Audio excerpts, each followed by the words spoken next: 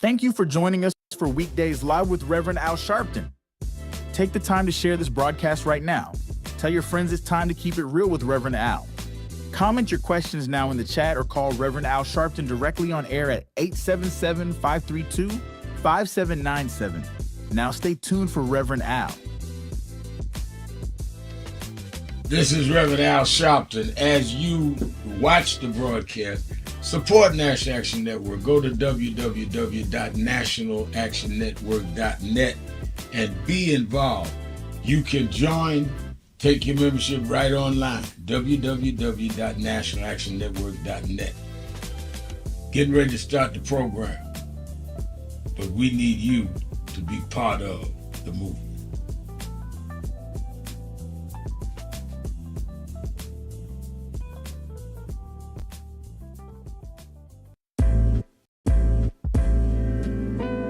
So it's become almost an unhealthy habit how much I'm listening to Keep It Real, because it is the realest thing May on the 26th. air anywhere, whether it be online or whether it be on the radio or wherever it's coming in what from. Time it is. It's Al Sharpton's time. And for the next 3 hours, it's time to put aside all pretenses, deception, denial, or fronting. The time has come to keep it real on Keeping It Real with Reverend Al Sharpton. A very good afternoon to you all across the country. Good morning to our West Coast listeners, and welcome to those listening on Sirius XM. Channel 126, The Urban View, where talk empowers and becomes action. I'm coming to you live from our National Action Network corporate headquarters in New York. For the next 3 hours, you can join the conversation by calling us at 1-877-532-5797, 1-877-532-5797. Or you can go on the message page and send me a message, and I'll try to read as many of them as I can. All you have to do is go to nationalactionnetwork.net, and we will see your message. I see Georgia Daniels already on the message page saying, good afternoon, Reverend Sharpton. Good to hear the Alabama maps stay intact. Keeping it real from Toledo, Ohio. And what George is referring to is the Alabama Supreme Court ruled that the present maps in Alabama must stay as they are, and the redistricting that the Alabama legislature did, they overrode it. The only concern I have is that if they go to the Supreme Court, U.S. Supreme Court, they can override the Alabama Supreme Court. So I hope that it doesn't come to that, but I'm happy that we got the Alabama Supreme Court. Now the question is, do they try to go to the next step, which is why we've got to vote and make sure they never stack this Supreme Court, U.S. Supreme Court, like this again. Also today is the election primary runoff in Texas, where you're going to see whether Cornyn can fight off, and most people do not think he can, this mega guy with all kinds of ethical problems, been accused of all kinds of improprieties, was impeached by the Republican legislature there, State Attorney General Ken Paxton. But, of course, he was been endorsed by Donald Trump, and most people think that most of the Republicans, because Democrats can't vote in the Republican primary, most of the Republican voters today, it is believed, will go with Paxton because of Trump. And I've seen a few interviews on television where people say, yeah, I know he's got questions. Yeah, I heard about the scandals. But we need change. We need somebody to be with President Trump. If that is the case, there are those political experts that says with all of his ethical and legal problems, that he'd be easier to beat for Tallarico, the Democratic nominee, and that Texas could lose that seat first time in decades. So some people are saying, I hope he wins because it gives us a better shot. That's definitely going to be something we watch. Early voting also started today in South Carolina as the people in the legislature there and the courts are determining that seat. And that is, of course, the only Democratic seat in the state that's been held by our senior statesman in the Congress who's delivered so much, Congressman James Clyburn. And a lot of people are saying with thousands of ballots already cast from the military and early voting starting today, how can they redraw the lines? And I agree with that sentiment, but given these people that no rules matter to them, I wouldn't count on anything. That's why we have to be vigilant on everything. We also are following what is going on in terms of, I said what Ketanji Brown has said, but let me tell you, the international level of what is going on in Iran, and Iran is accusing the United States of violating the ceasefire and threatens retaliations after new strikes. Every time President Trump says, oh, we're close to a deal, we've got an outline of a deal, then they go do something to prolong it. And I think that it is going to be a while before this is resolved, and more lives will be lost. I think this president got into something that he could not get out of. I think he thought he could just rush in there and Bigfoot Iran and they would capitulate, and it has not worked out that way for him at all. And it's not worked out for the American people. You got people buying gas now as high as $6 a gallon in out west. Average is like $4.60 a gallon. Why? Because with the Strait of Hormuz, where 20% of the world's oil comes down that strait, whether the United States gets a lot from that or not, they can't trade with others who are totally dependent on it. And Clear Politics says the President Trump's disapproval rating, disapproval now, not approval, disapproval rating is at 58.3%. And that's the highest disapproval mark in both terms he's run or has sat in the White House. His approval rating is stood down to 39.8%. So a lot of the independents and even some Republicans are turning on him. Very interesting. See where this is going to go.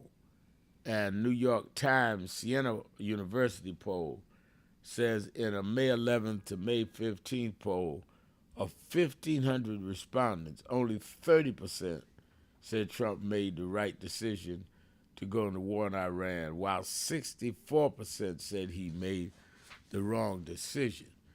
Now, I wonder if any of you that are listening around the country that said y'all voted for Trump over Harris, what you got to say now? You know, it's interesting. During the campaign, we get a call or two every day on what was wrong with Kamala, what was wrong with the Democrats. And then once Trump got in, we hear from pro-Trump, pro-MAGA people every now and then, if at all. And I said then, I don't know if these are plants from the Trump campaign to throw out confusion in the black community and to act like for the media that listens to this show that there was a division in the black community. But it's real suspicious that we haven't heard from some of them since he was elected president. Now, there's one or two conservatives call every now and then, but most of the ones that was calling just about every day, don't hear from them anymore. And, you know, people could call them sellouts or whatever for being with Trump. I don't even use the term sellout no more. I use the term rent-a-tom. What do you mean, Reverend Al? Rent-a-tom. Rent-a-tom is, back in the day, they used to buy you. That's a sellout. They don't even buy these people no more. They just rent them. And they have different rates. Primary, season, rent-a-tom. Oh, we'll rent you for the general election, rent-a-tom, long-term rent lease, short-term election lease. They don't even keep them, nothing permanent. And the reason I came up with that, a lot of the guys, a couple of preachers and all that was out there with Trump in 2020 was calling me and others a bunch of names. We heard nothing about them, nothing from them. They ain't been to the White House one time because they were rented and the lease is up.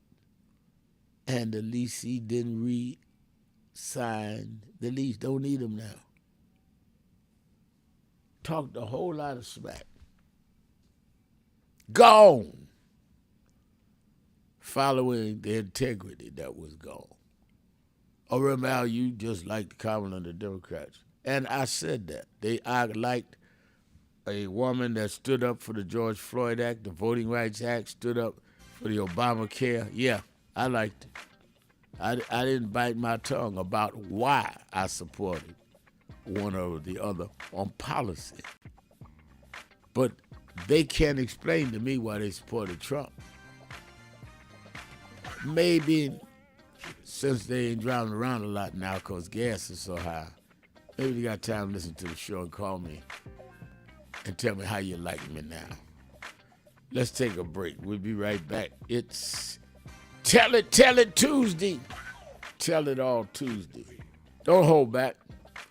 Don't duck. Let's go straight at it. Tell It Tuesday. 1-877-532-5797. 1-877-532-5797. Shopton. Keeping it real. Be right back.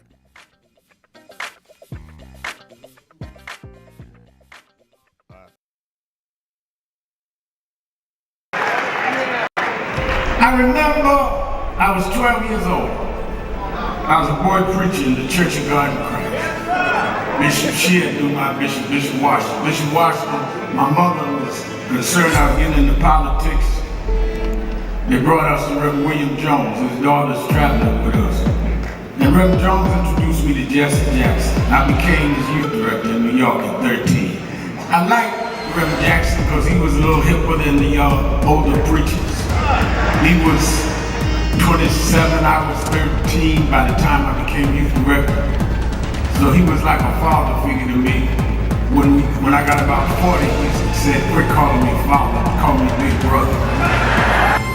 We went to the car center.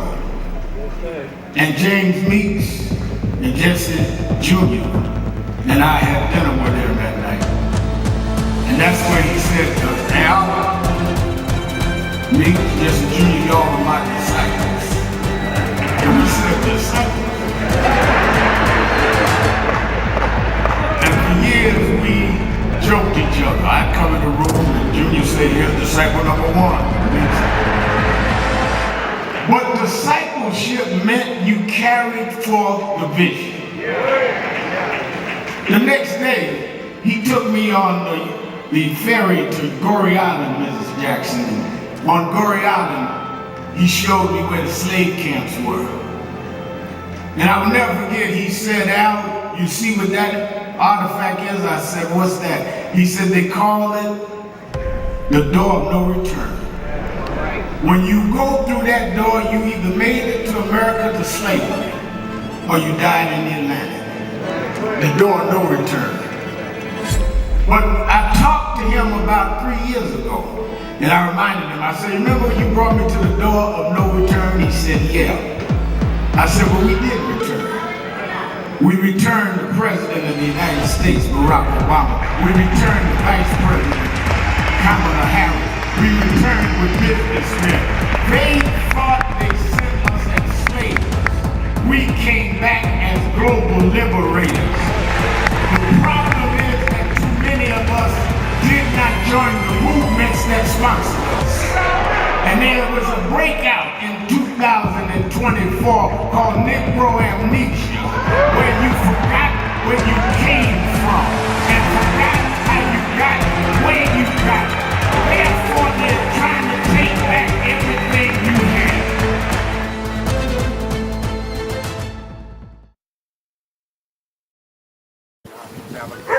We have a short visit today, so we just wanted to greet you all and thank you for allowing us in. Yes, sir. We would go. Yeah, we was here. They were on the plantation. with my Our grandmother. family was on the plantation. Wow. And that's, of course, that's the slave house. That's one of the slave houses. Sir, it's been 13 years. That's right. Good to How see you been? Doing fine. Good.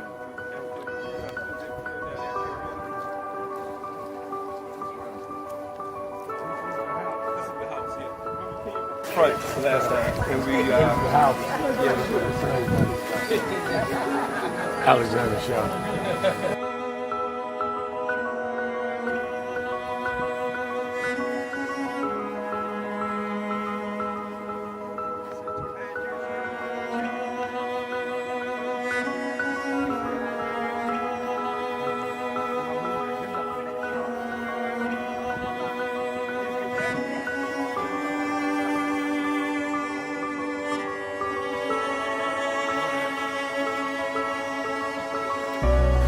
How many slaves were staying there? I have no idea. This is where they would have a slave. Yeah, that's when exactly. That was exactly.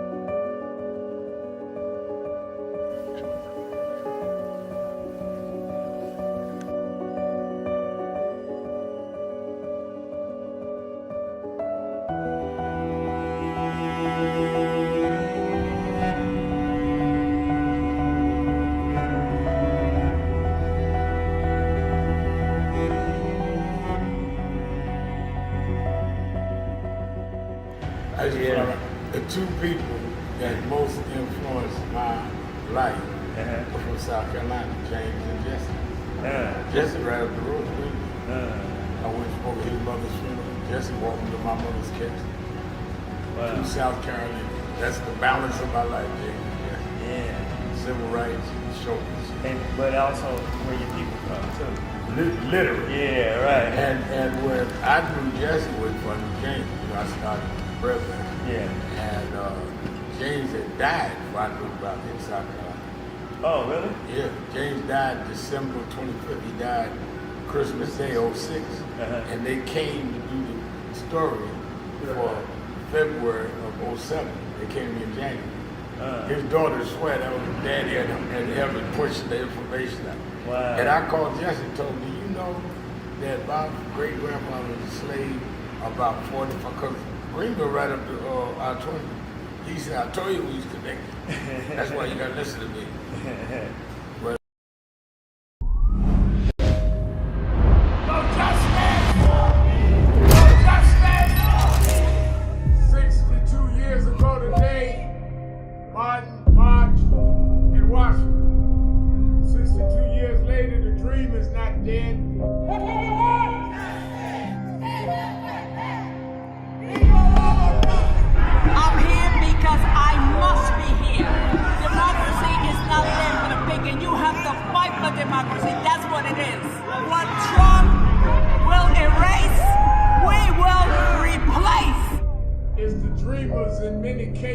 have reversed and tried to turn it into a nightmare.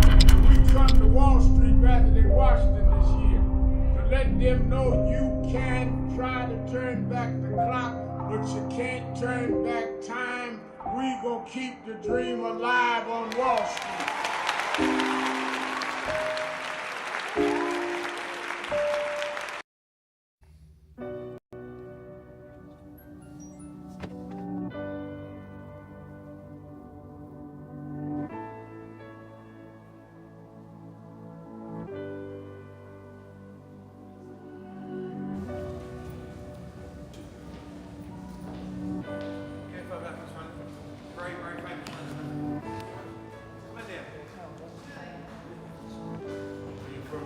In London, yeah. We've got many problems there. We need you over our side. Yeah, you're invited anytime, please. Whenever you want to come. There we go. Dice! What's up, Doc?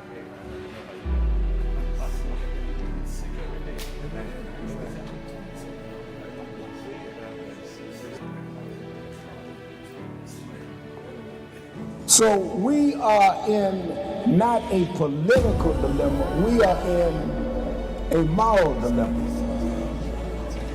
And if the black church does not come with a prophetic voice, then who's gonna do it? We can go through all the data, all the statistics, all we're going through in the workshops, but the question is, where is the action gonna be? We all believe in Jesus. Jesus didn't teach theology, he healed people. And they learned the nature of the theology based on his healing. We got to heal this nation. And if we heal this nation, the nation will return to our churches. But we've become silent and compromised. And we try to blame it on, I'm not in this. You are in this. You live it, your members live it. Unemployment now is higher now than it's been since the pandemic. Yet we survive. There's no history in the world of any people that went through the kind of psychological, cultural, and physical slavery like blacks did in America. And The only reason we think of it, to talk about it, to strategize, and then to act on it and be at the actions. People tell me, well, you know, I don't like to listen to talk radio every day because I just kind of zone out. I said, do you think while you're zoning out that they're going to stop doing what they're doing? You just fooling yourself. I stay on top of it because they stay on top of us. They meeting now. They don't talk radio now in the right way. They're on Fox News now. Now, you may not put in as much time as me, but you sure should be putting in more time than you have been doing. And I think that it is really, really important that we understand that. Let me go give our announcements. Don't forget Politics Nation with Al Sharpton. It'll be hot this Saturday and Sunday. We will know who the Texas race is going to be, Tallarico versus Paxton, or against the sitting Senator Conran, who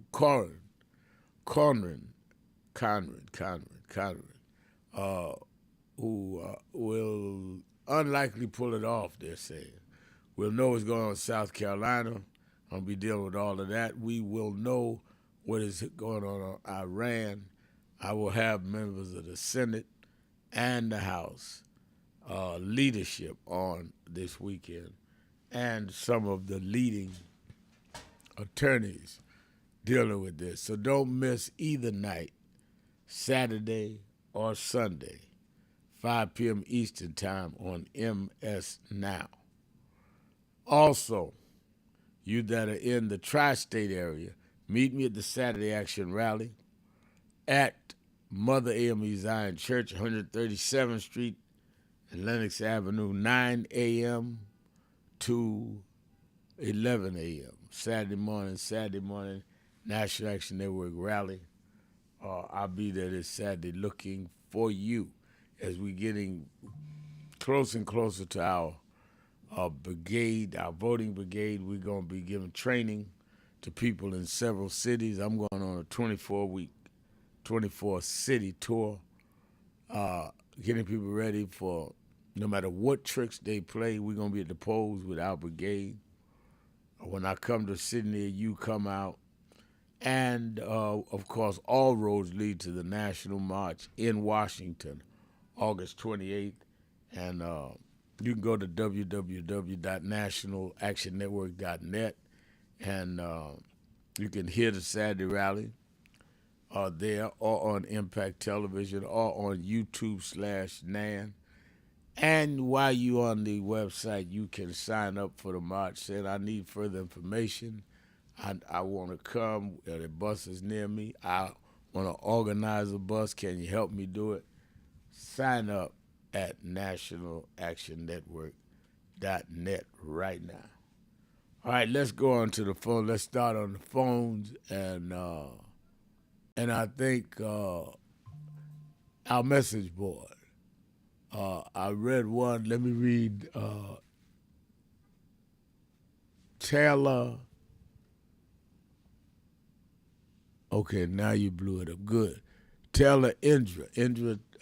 Taylor Indra says, how you doing, Mr. Reverend Al Sharpton? How you doing? I'm doing fine. And I'm glad you asked. I'm doing fine. Disco Brian says, let's be extra clear. Anyone supported uncommitted or Jill Stein or Cornel West for president in 2024 supported Trump. That includes the current mayor of New York and Representative Tlaib in Michigan. And Brian is making his points every day. Let me go and read. Give me one more. Cedric Cooper saying, good afternoon, Reverend Dr. Sharpton. Along with us getting out to vote, we must get into working the poll stations in our district, in our area. That's exactly right. That's why I'm forming these brigades. We need people trained to work at the polls. We need people trained to be on the exterior perimeters, what is legal, what is not. In the brigades, we need to have lawyers. We don't need to take anything for granted. All right, let's go to phones. Let me start in Cincinnati, Ohio. The Buzz with Ray. Ray, you're keeping it real with Al Sharpton. Yes, sir, Rev. Thanks for taking my call. Rev, a couple things. See, you got John Cornyn giving an interview that he's whining. He voted for Donald Trump 99.5% of the time, and he's whining. A 80-something-year-old man, which meant that if this vote of Trump going into Iran would have went to Congress and the Senate, they would have voted for it. I hope all of this stuff comes out in the midterm. You know, you said it earlier that this runoff. Yes, the Democrats would be happy to not see Cornyn because he's an incumbent. They would rather see the challenger that Trump went with, because out of all his crimes, I don't think he's going to get elected. So, in my opinion, that's a win for the Democrats. But when it comes to this Iran war, everybody told Trump not to go in because they knew that Iran controlled the Strait of Hormuz. And so that just made Iran much more, in my opinion, much more stronger now in the near future. You know, so if they have a beef with the United States, they just going to close off the Strait of Hormuz. You know, now Trump is stuck. He don't know what to do, and he's got some advisors that don't know what to do. Some of them are even quitting. You know, some of his cabinet members are quitting. And one last thing. He's at the memorial putting a wreath on someone when this guy was a draft dodger he got out of going to the war, and he calls people who was captured and killed in the war suckers and losers. You know, I call that a hypocrite. That's the nicest thing you could call it, but he did all of that. Let's take a break. Be right back. Keeping it real. Shopton. Be right back.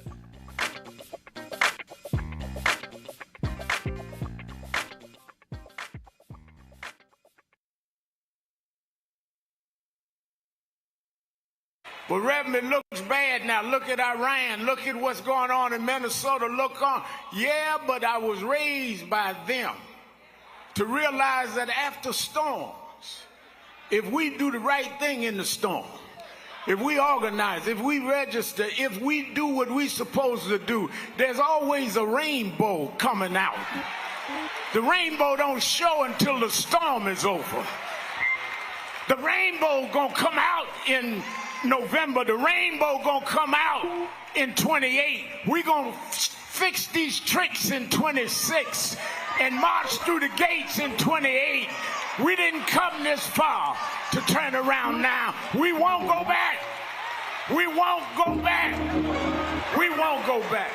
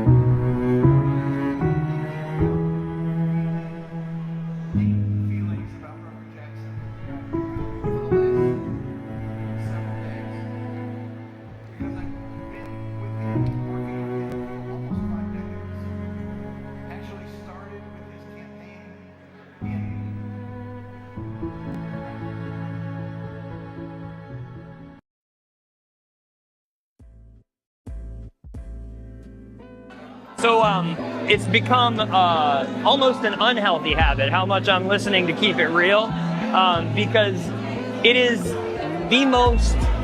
the realest thing on the air anywhere, whether it be online or whether it be on the radio or wherever it's coming into you from, because there's no one of Rev's importance and caliber who is as dominant a media figure as he is, who allows people to speak at length, and who he treats with equal respect and admiration with every call, whether he agrees with you or not.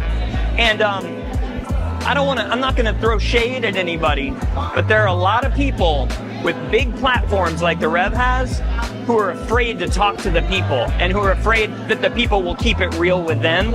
And he never shies away from anything any of us want to talk to him about. And he doesn't shut you up. It's not a soundbite, it's a conversation.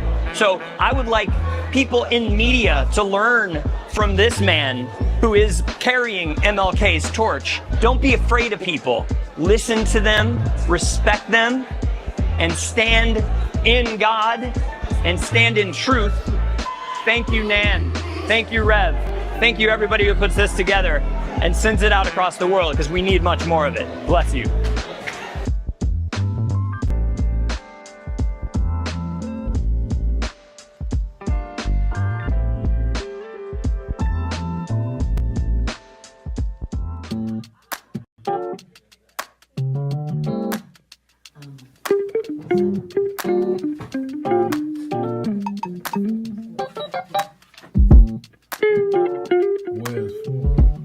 I see I'm in today's New York Times word puzzle, and they're asking what is Al Sharpton's title for short. It's Rev. I didn't know everybody knew that. But people in the New York Times say they should call me Rev. They should call me Reverend. No.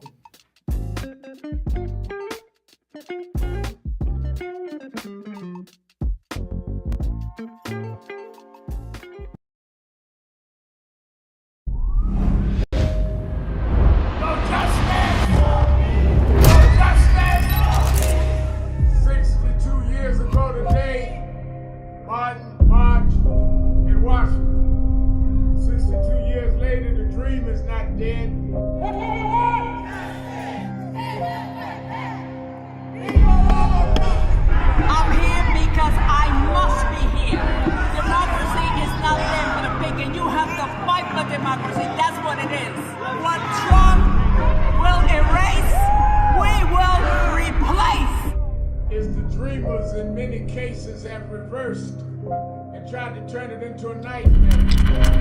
We come to Wall Street rather than Washington this year to let them know you can try to turn back the clock, but you can't turn back time. We gonna keep the dream alive on Wall Street.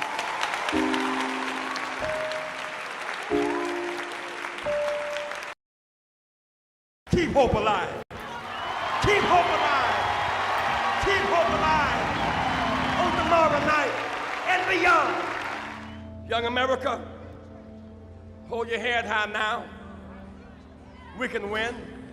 You must never stop dreaming. Face reality, yes, but don't stop with the way things are. Dream of things as they ought to be. Dream.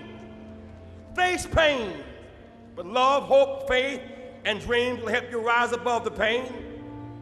Use hope and imagination as weapons of survival and progress, but you keep on dreaming, young America. Dream of peace. Peace is rational and reasonable. War is irrational in this age and unwinnable. Dream of teachers who teach for life and not for living. Dream of doctors who are concerned more about public health than private wealth. Dream of lawyers more concerned about justice and the judgeship. Dream of preachers who are concerned more about prophecy than profiteering.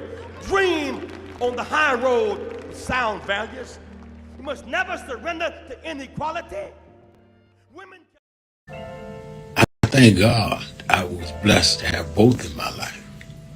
Both historic, strong figures.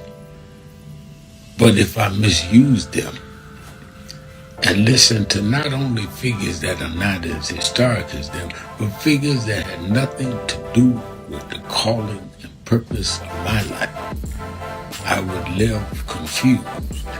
I'd be double-minded. I'm clear. And what I want you to do is be clear. Clear on who you are, why you are. And a lot of that will be exposed to you and others by who you are around. I am your host, and who you Reverend Al Sharpton. To enter your head. Tell it Tuesday. Let's stay in Cincinnati. Let's go to Ozzy at the Buzz in Cincinnati. Ozzy. Yes, sir. Bishop, I want to say first that many people are honored by the words, not so much by their deeds. But I honor you by calling you my bishop because of your words and your deeds. Not many men have walked this earth that can proclaim they have touched people by both words and deeds. I honor you for that. I appreciate that. Thank you. I say that prior to me saying something that you may, and many Democrats are going to be upset with me for saying. Mm-hmm. And that is for the Democrats to call upon high school students who have gotten scholarships to the SEC or the ACC and the Southern universities to not take advantage of the opportunity to both get a quality education and get paid for doing it. And some of these players in football and basketball will make hundreds of thousands of dollars over the course of their 4 years. I am upset with Democrats for implying that this is a necessity when in 2024 we all saw the train coming. And I used to complain last year a little bit too much, I believe, about the lack of urgency for the Democratic Party to react to what is and what is to come. And for them to say that this is what is necessary today, to me, is foolishness. Because soon as these black kids say, I'm not going, you know that these schools are going to recruit white players from AA and AAA colleges to fill those spots. And what if they don't? Then the chances of the entirety of the NCAA athletics shutting down hurts all students everywhere. I'm calling on the Democratic Party to get serious about the means in which they fight this. If you want to fight it with athletes, Why not go to the major leagues, the NBA, the NFL, the Major League Baseball, and tell them guys, look, you owe us too.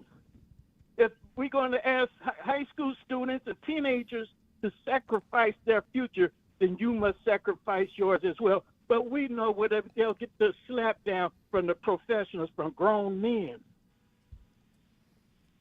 Let me say Sir, this, Ozzy, and I thank you for your call as always. I think there's arguments on both sides. There are those that say we need to break these colleges, and I agree with that, and hit them in the pocketbook. And there are those that say what you said, these young athletes deserve a shot at making a good living. They've worked toward it. And what are we going to do about their future?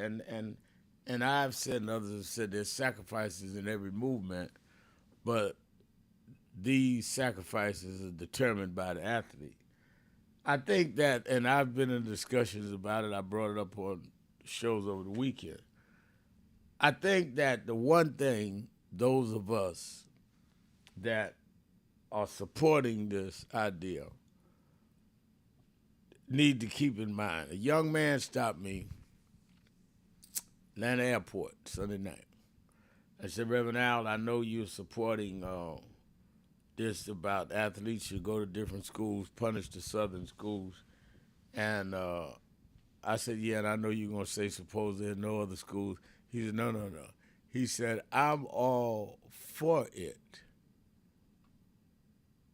if y'all can explain to me why nobody stood up and protected Colin Kaepernick. We're years later, and he ain't threw a football since in a professional game. So the reason why some of us are skeptical is that Kaepernick was left out there hanging. And I said to him, you're absolutely right. So if we do get some athletes to stand up on this time, we've got to be prepared to put our arms around them and protect them and have alternatives for them to play somewhere else. I was not on the inner circle of the Kaepernick thing. I don't know if they thought they had that or not. But if I'm going to be in this, I'm going to insist that we have a strategy, that we're not looking for martyrs.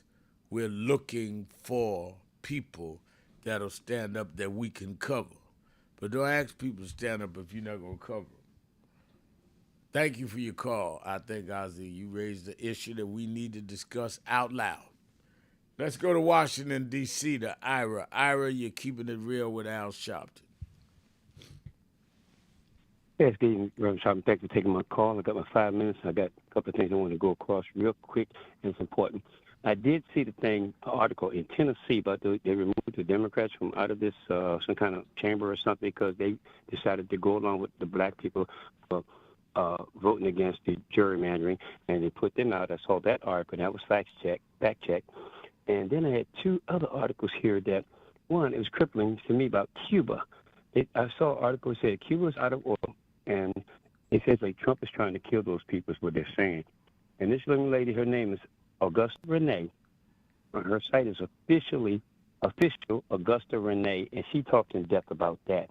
And that's why I'm not going to go into detail, because on that site what she has is on Instagram. She goes into depth on it, and it's really interesting about what they're doing. They have no power, no water, no schools, no food, no nothing, no oil, no trucks can ride. So that's just crippling that country, Cuba. And then this last one I want to go on real quick. This young lady name is Anelia Sutton. Her site is AneliaSutton.com. It's ANELIASUTTON.com. It's a straight site. No other site. It's hers. He was talking about this U.S. slavery class action, $3.3 billion lawsuit that they're about to empower on, and they were saying that they don't have money for. They have money for war. They have money for everything else. They don't have the time. It's the right time. And 123 countries in the The United Nations voted slavery is the gravest crime against humanity. And she says that power is never given back. It is claimed. And this is what she's going for. So her site, like I said, is official site is AneliaSutton.com. And it's straight to the point. And I think people should take a look at that because it's kind of interesting. And it makes a lot of sense. And my last thing, Kamala Harris should be one to run again because, for the simple fact, she told these people in the beginning, and they didn't listen to it. They thought she was crying wolf. Now, I think they believe her, and if you come back to letting her go at it again, and she'll probably win it hands down. I don't care how they say they don't want no woman. She's going to win it hands down, no matter what. Everybody's good, but I think she deserves a chance to come back and kick somebody's backside. That's my call for today, Reverend Evan. All right, thank you for your call. I'd like to hear some other callers on that. People asking me who should run. Should Kamala run again? Should Westmore run for president? Should Cory Booker run? And there was one more name they was throwing at me. But I'll let some of you give your opinion. Should Kamala run? Should Westmore run? Should Cory Booker run? Or should some people saying this is not the right time? After Trump, a black can't win. What do you say? I think this is Tell It Tuesday. That's a good issue that Ira has put out there. Let's get some callers on it. Let me go to Andre in New York. Andre?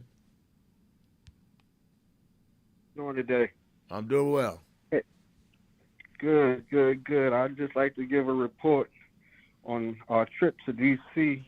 with the huddle this week as we lobbied Congress and the Senate on this reconciliation bill. Go ahead. So we went into D.C. with popular democracy, and we lobbied Congress and the Senate to not support the reconciliation bill by enhancing funding to ICE, right, as to their practices are totally brutal and disruptive to our communities. And we met with the office of Senator Chuck Schumer. We met with the office of Senator Christian Gillibrand, as well as the Republican representative of New York, Representative Levine, in which we also expressed to the Republican delegation our discontent with the policies that ICE is currently engaged in, and emphasize the need for funding for our cities, our schools, rental assistance programs, SNAP programs, and Medicaid programs, in which they seem to be receptive. But as we know, the House and the Senate is both ran by the Republicans, and as we discussed with the Democratic delegation, that their hands are very much so tied, and so therefore there's not much that they can do but to kind of prolong things and put the case out there that the Republicans are really not acting in the best interest of the American people and the constituents in which they have been elected and sworn in duly to represent. And so we're going to continue the fight along with Mary Pennell, who's a longtime member of the National Action Network, along with the Huddle, to continue to go to Congress and lobby our issues. That's wonderful. I'm proud of what Huddles do. I'm proud of what you're doing with the other coalition groups. And what you're saying, Andre, is so important to go right to the senators and congressional representatives, all the people in their office, because they need to hear Senator come off the floor, Congressman come off the floor. They're stabbing you, say there's some people here, there's some young people here concerned about this. People don't understand the power of that. That's why march is important. You got to show strength. Knocking on doors of those senators and Congress people is the right thing to do, as well as the mass stuff we do. It's not one or the other, it's both and. And to do it with young people is absolutely awesome. Thank you for doing it. Thank you for calling in and giving that report. I hope it encourages others to get active. Let's take a break. Be right back. Thank you, Andre. We're going to take a break. We'll be right back. More of you on the phones and on the message board. 1-877-532-5797. Shopton, keeping it real. Be right back. Keeping it real.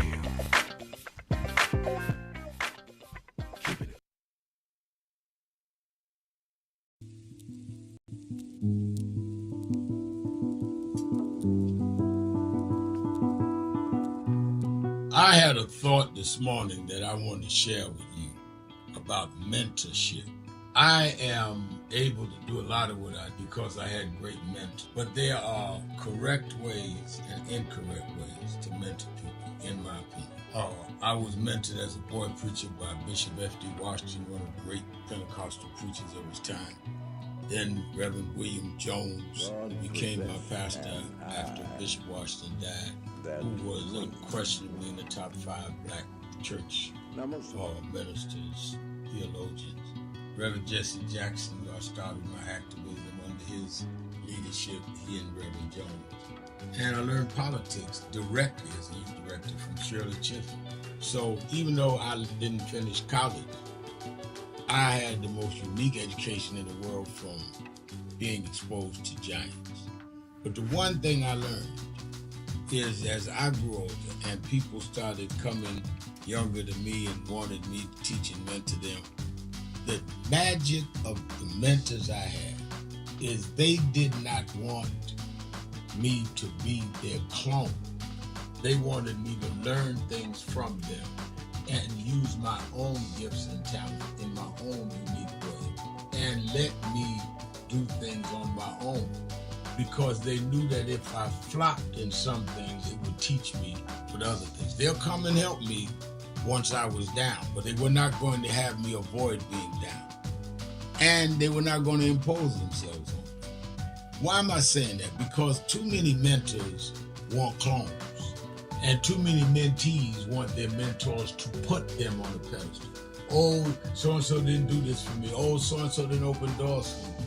If they got to open doors for you, it may mean that they knew you weren't ready to go through those doors. Their job is to prepare you. Your job is to develop your own skills, your own unique ways. And I don't care if it's my daughters, who both have come into their home, or anyone else. I'm not a talent agent. I did not form National Action Network to give people their step up. I formed it to fight for justice for everybody. If talented people get in, it's my job to invest and give them a platform. It's their job to get on the platform and perform and show their ability. Sitting with me today in the office as I talk about is one of my mentees, Reverend Stephen Marshall. Now, Stephen, you just came around us when you were how old? 11 years old. 11 years old. You just turned 40 and now you're called to the ministry? Yes, sir. And what do you do in National Action Network? I formulate policies, lead in various regions, but most importantly, I senior advisor to you on all things from social justice strategies, politics, intergovernmental affairs, you name it, community organizing, all of that stuff. And I could go through scores of others. My daughters started Huddle. They got Huddles now, which is for young people to meet once a week all over the country. I just saw the video from the Las Vegas National Action Network chapter. Now, when you decided to preach, did I ever tell you to become a preacher? Not one time. Who called you to preach? The Lord. All right. And did I say go to this school or that school? No, sir. Did I open this door, that door? Did I tell you be ready when the doors open? Always be ready and prepared. And that's what I'm saying. Get you some young people than you that you can help along the way. But don't be their talent agent. Their talent must speak for themselves. And anybody that grumbles with you about so-and-so didn't do something for them, maybe it's because they didn't feel you were ready, or that they felt if they did it, you wouldn't do it on your own. But we all don't live forever. I want the next generation to speak of me, of National Action Network, and others, the way I speak of Reverend Jones and Bishop Washington and Shirley Chisholm and Reverend Jackson. But I just don't want young people to feel that somebody ought to give them the reins of leadership or give them the reins of business or whatever it is you're in. You need to learn from their journey, get the pearls of wisdom from them, but don't have them do for you, because then it means you can't do it for yourself.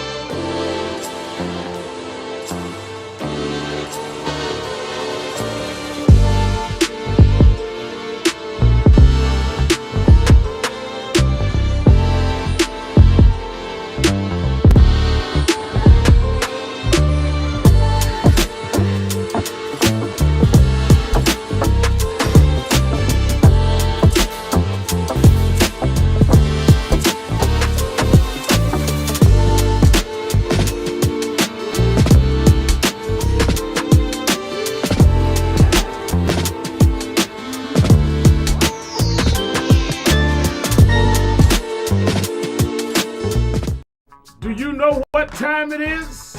It's Al Sharpton time. It's time to put aside all pretenses, deception, denial, or fronting. The time has come to keep it real on Keeping It Real with Reverend Al Sharpton. You need to keep it real with Reverend Al Sharpton right here on Uber TV. Reverend Al Sharpton, and we're back. 1-877-532-5797. 1-877-532-5797. Let's go back to the phone. Attorney Jennifer Jones Austin is. Every day, Monday through Friday, I do 3 hours a day on Keeping It Real with Reverend Al Sharpton. I do 1 hour on Sunday mornings with Reverend Al Sharpton. And I'm live on radio and TV with the Saturday Action Rally. 7 days a week, I talk to our people, hear from them, to call in. I'm sick and tired of people talking for people that they don't talk to. So go on www.nationalactionnetwork.net. Listen to my show, call in, express your opinion. You don't have to agree with me. But let's start talking to each other rather than about each other and lecturing at each other. Let's keep it real with Sharpton. Happy 20th anniversary to Reverend Al Sharpton on 20 years of Keeping It Real. 2 decades of truth-telling, fearless advocacy, and keeping the people informed and empowered. Thank you for always speaking power to justice and standing firm for what's right. Here's to 20 years of impact and many more to come.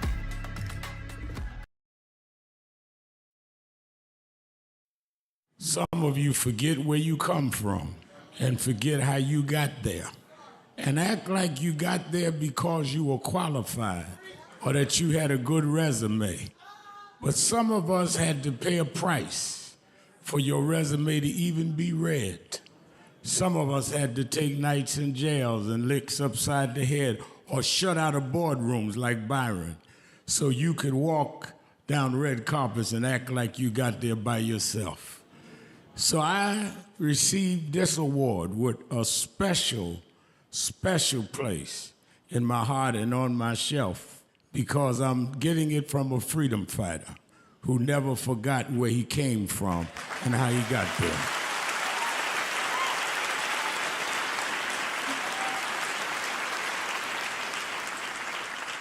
Yes, we've come a long way. We've had now a black president and now a black vice president, but we still can get shot down and have to march to get a case in court. We still can get shut out of boardrooms. We're still doubly unemployed in a good economy. So we're gonna have to keep marching. And I thank not only my family, a mother that raised me by herself, but I thank that lady at the end of the march that knows she won't be on TV that night and knows her name will never be in the paper, but she believed in me enough to get at the end of the line and make me look good. Because Dr. King used to say, if you call a march and no one shows up, you just going for a walk. And I want to thank those that marched with me. 32 years ago, here in Los Angeles, we marched. And then many years later, with George Floyd and others, we still marching. Keeping it real. And I'm going to keep marching. I am your host, Reverend Al Sharpton, and we're back. And let me say, we just reported earlier that the courts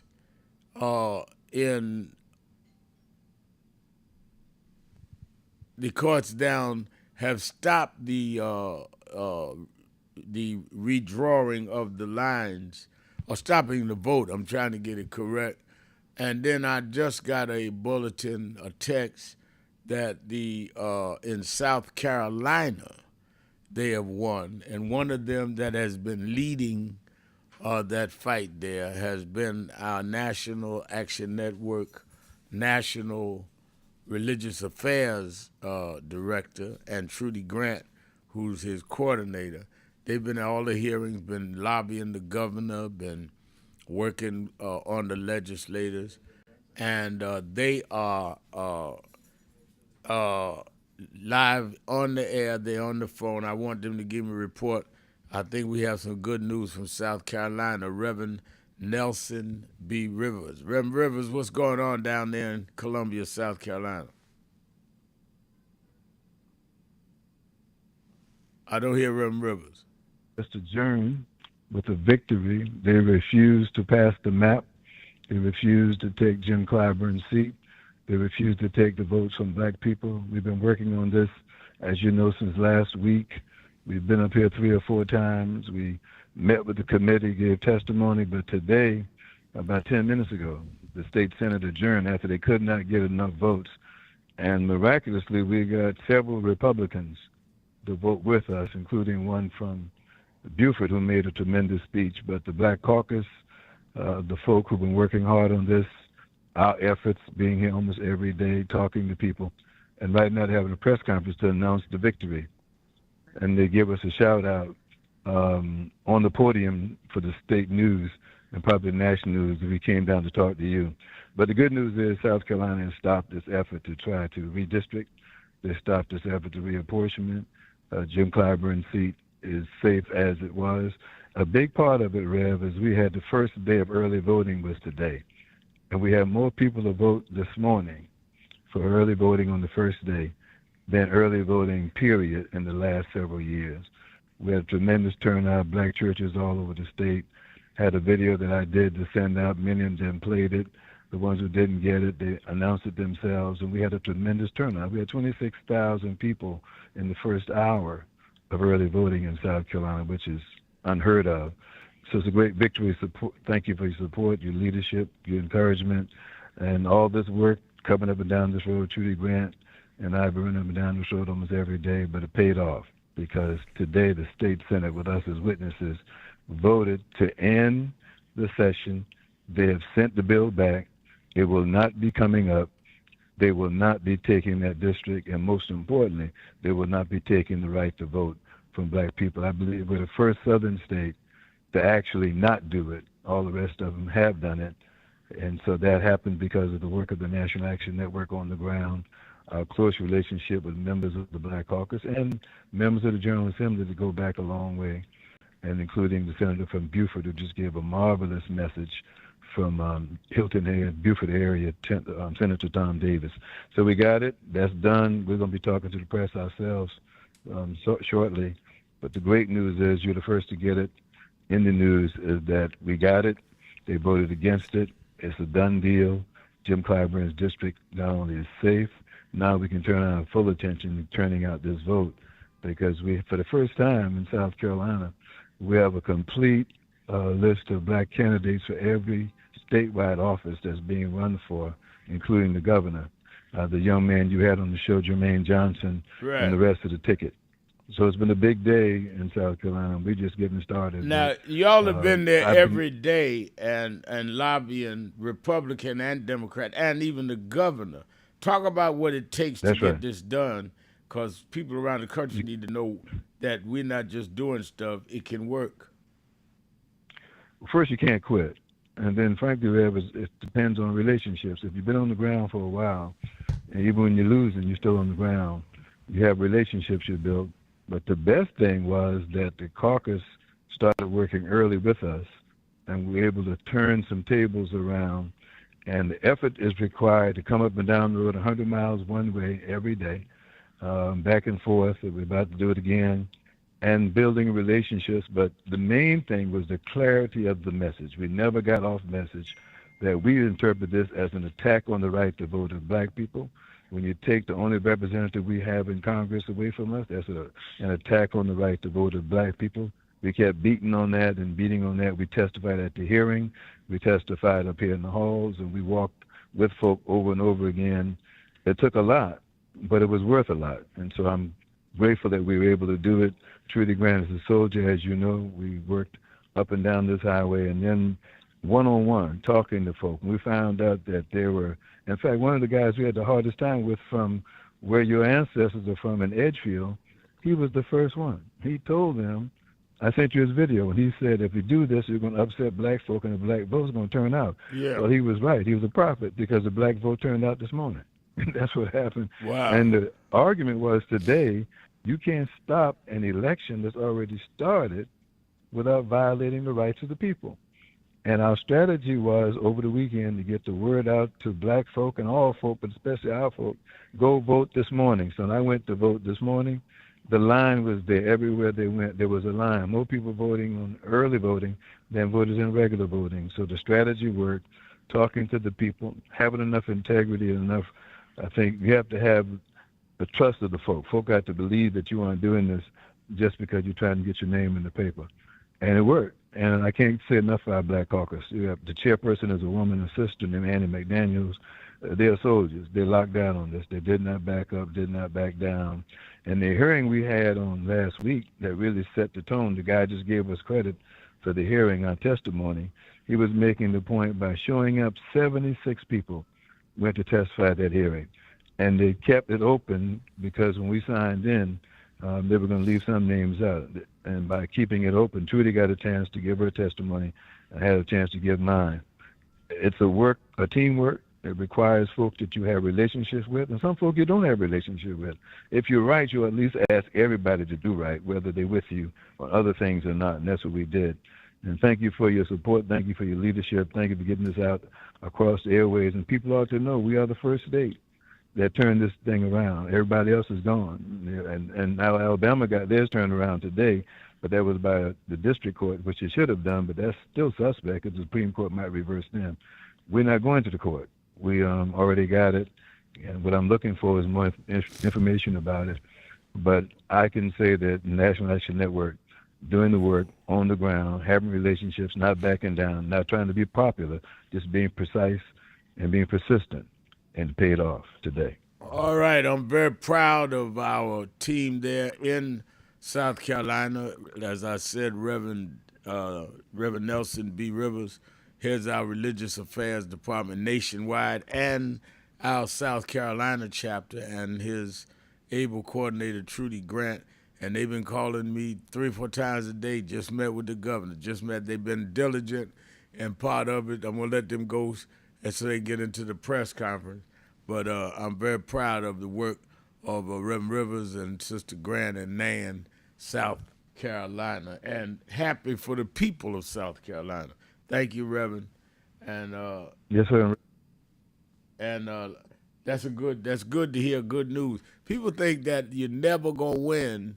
Well, let me give you a little secret.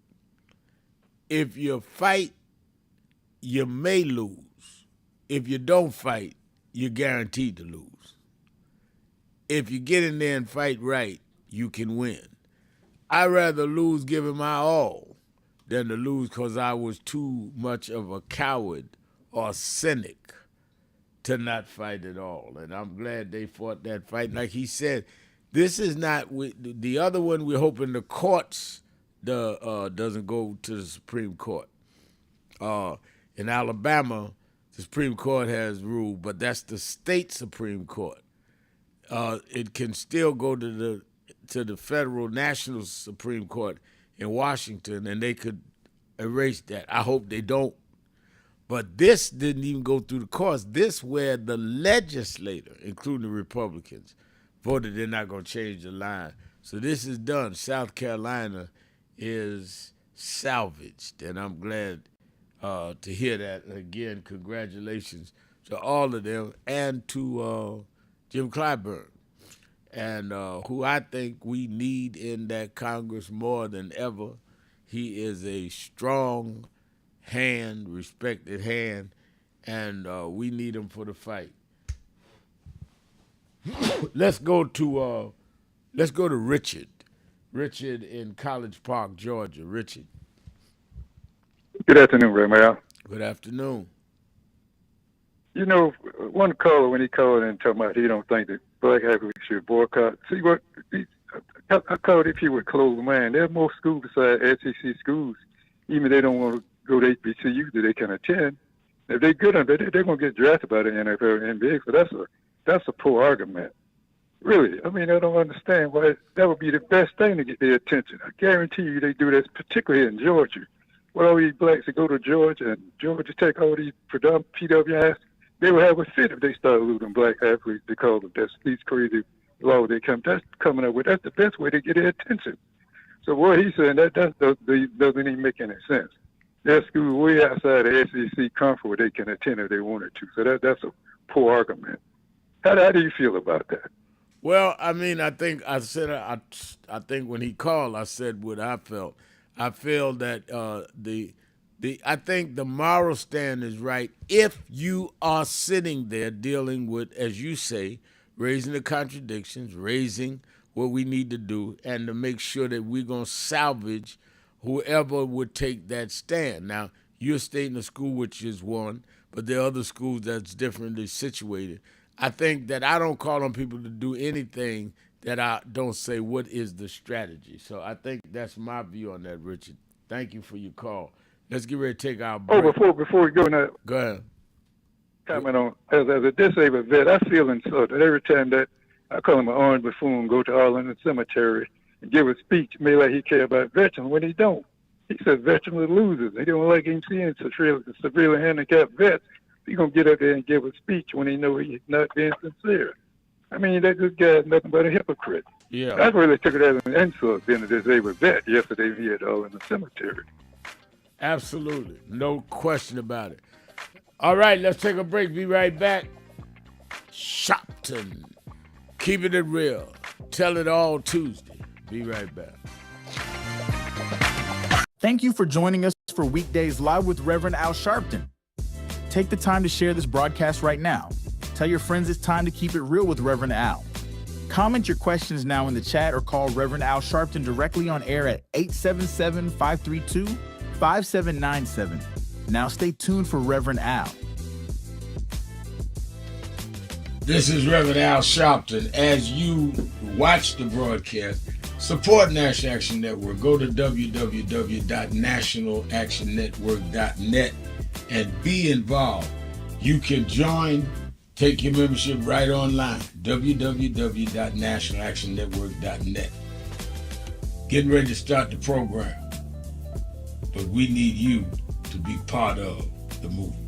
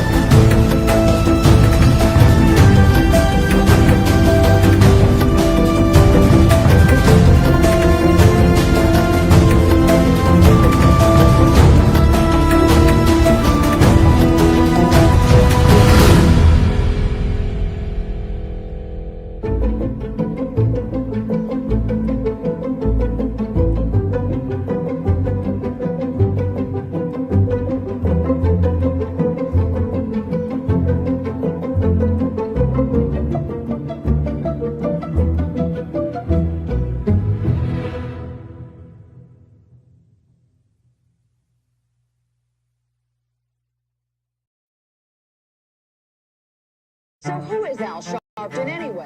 Who is this 33-year-old preacher without a church? A number of black New Yorkers as well.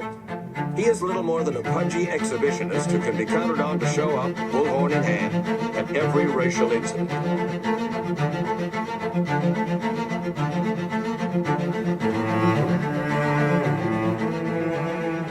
I often quote Mark Twain saying, "The two most important moments in life is the moment you are born and the moment you find out why you are born."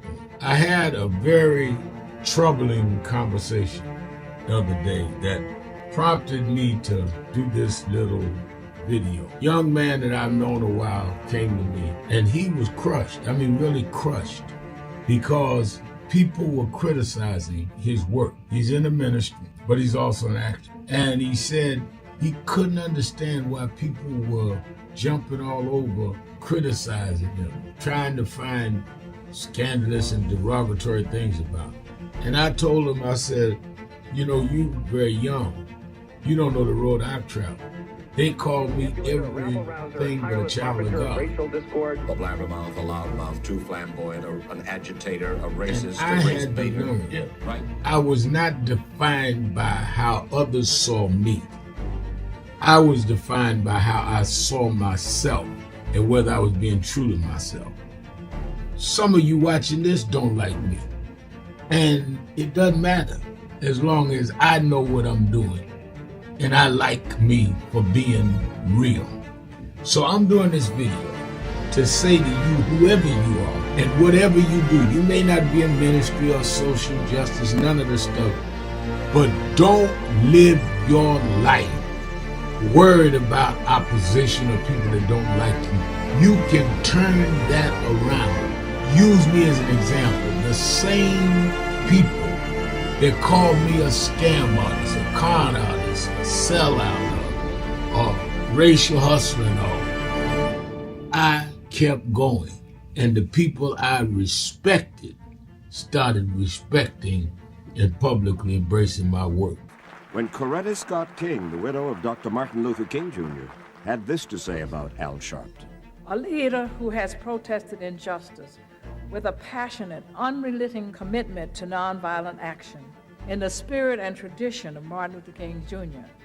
And I am talking about your leader, our leader, the Reverend Al Sharpton.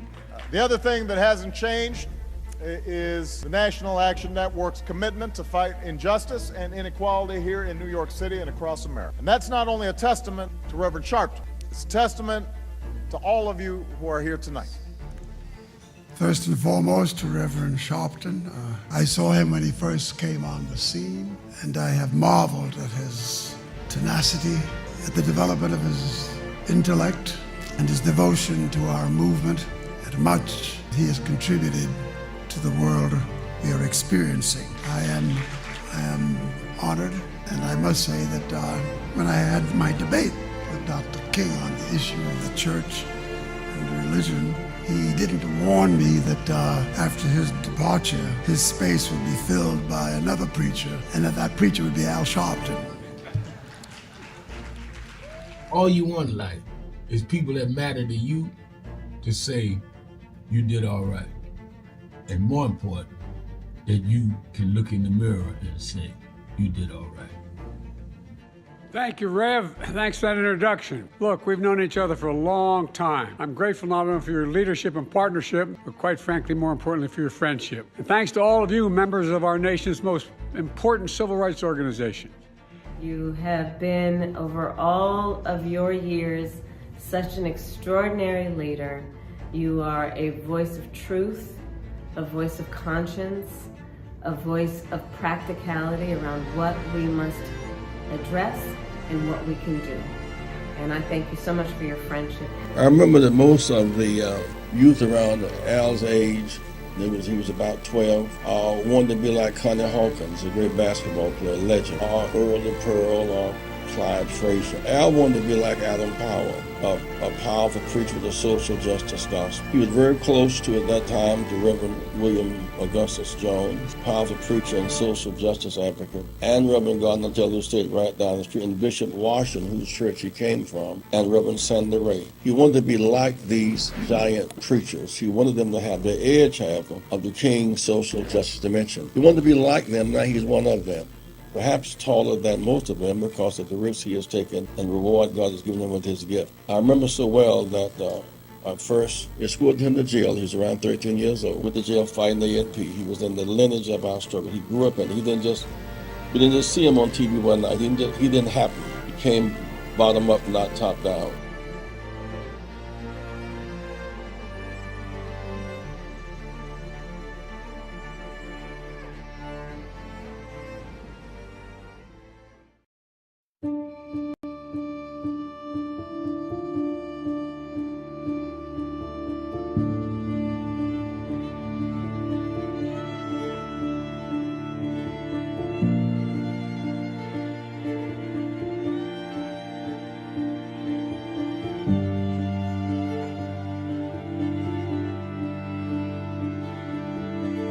Robert Culp used to do a show with Bill Cosby, I Spy, and he did a documentary on breadbasket, Robert Culp.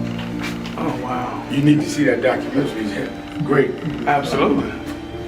I lived this. I didn't read this. I was there. You true to this? I'm true. Keep it real. Keep it real. I'm your whole phone true. Reverend Al Sharpton. 1-877-532. It is Tell It Tuesday. All right, let's go to Diane in Richmond, Virginia. Diane. Mr. Al Sharpton, I was able to get through last week with you on reference to the World Cup Series coming, and I think it was a misunderstanding what I was trying to say to you. I did not say that the people in Queens, New York, did not have any homes, and because it was the subject was about they was trying to. Because of personal property taxes, they're paying a lot of money on their homes, so they was trying to rent their house out for that week or two while the World Cup Series was being hosted in the United States.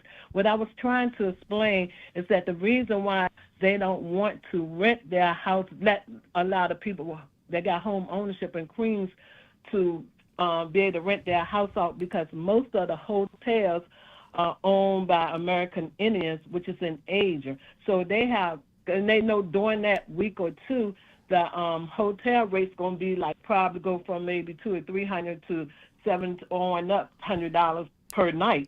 So they're going to capitalize on that money during that week. So that's why they really don't want to allow people to rent their houses out. Then also I was doing a little bit more research about the American Indians. They are located really that own most of the hotels in the United States.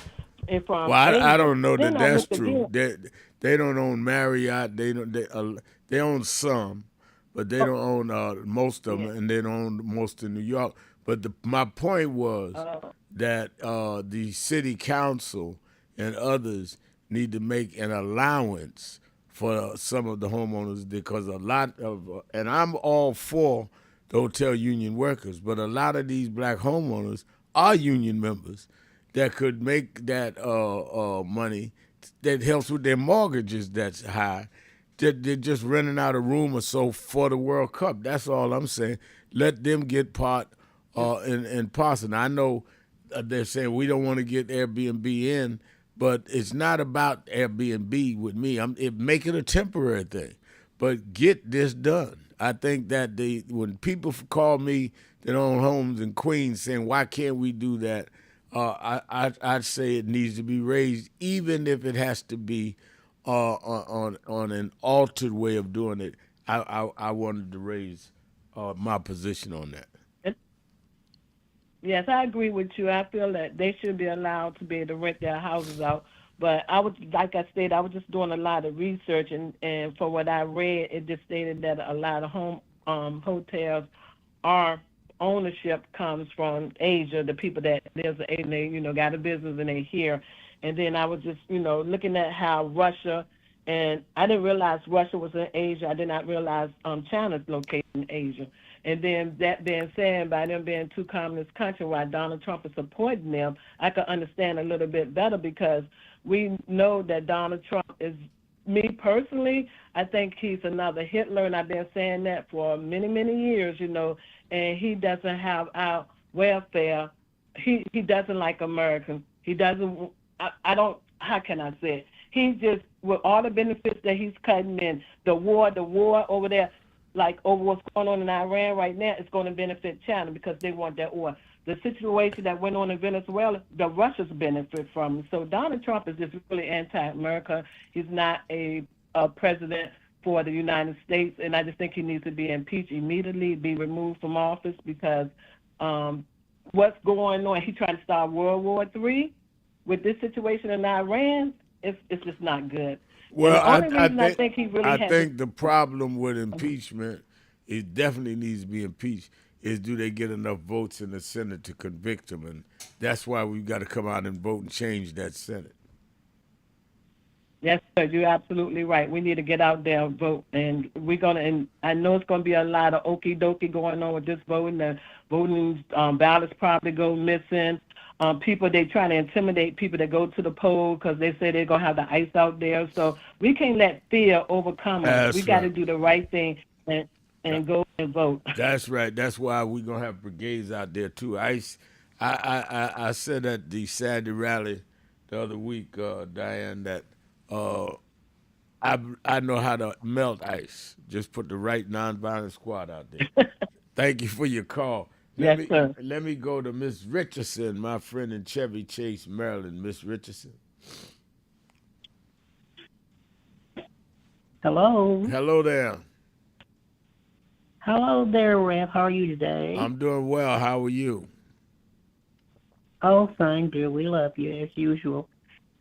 I heard on this station, C-SPAN, they're talking about Netanyahu and this other one, Putin, and the criminal offenses that both sides have done. I was glad to hear it. But, Rev, you know how they'll talk and talk. They'll talk a hole in your head what they're going to do to have people held accountable for what their actions.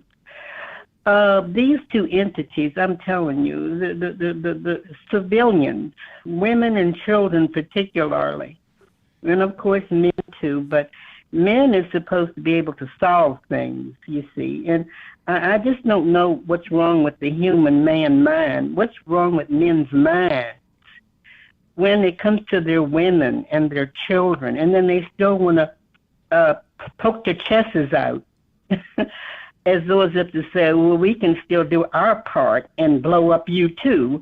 How does that solve anything, Reb? I mean, Reb, I think you said all of the religions does not have you believe that it is for war, or everything you're saying, the context of the Bible, the Holy Bible, the Christian Bible, or, people that, and in this country it's supposed to be mostly Christian, and of course, mostly those who run the government are Christians, supposed to be, but yet man's mind is not for peace. Everything around us we see is in turmoil, from television, and Neely said this. He's 97 when he passed. He says that with the blink of an eye, your oppressors can turn on you with a blink. Democracy or no democracy, or however you define democracy, because people think democracy means a little bit, the little peanuts that they have been able to obtain, you see. But really, it has to be much more lengthier than that, because Martin talked about it, a great man, Dr. Martin Luther King. We have to listen, because his lengthy statements were, we have to have total justice. We just can't have a little piece of pinchy of democracy, and then all our other brothers and sisters are dying at the hand of white oppressors and police officers who are racist, and you see them on television every day, their racist mentality, from commercials, from everything in entertainment, how they persuade our people to just damn their own folks in music and to justify the filth that they produce to make millions. That is what they have made our people come down to believe over all of these other entities that's not going to allow them to do their cultures that way. You know, and Rev, you know it's the truth that other cultures are not, the FCC certainly isn't going to put any music on where these other people are being offensive toward their own folks. And but this United Nations, what powers, Rev, do they have? Because see, on C-SPAN, they're saying Netanyahu and Putin, they're going to bring criminal charges, and then they're saying something with the input of what the UN should be doing. You know, I never understood too much. What are the powers, Rev, of the UN, the United Nations? The UN does not have enforcement power. It has policy power, and but the World Court can do things if you're in a place that they have jurisdiction. But it's according to how it's litigated. And thank you for your call. Let me take a break. Be right back. Keeping it real. Shopton. Be right back. Keeping it real.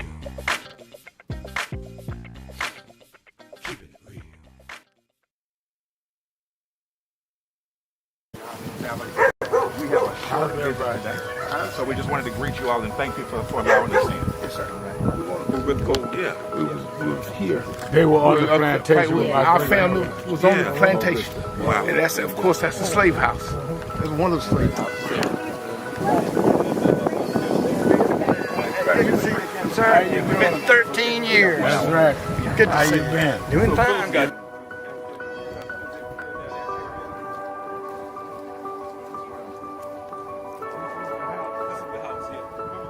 Right, last time. And we, Alexander Shaw.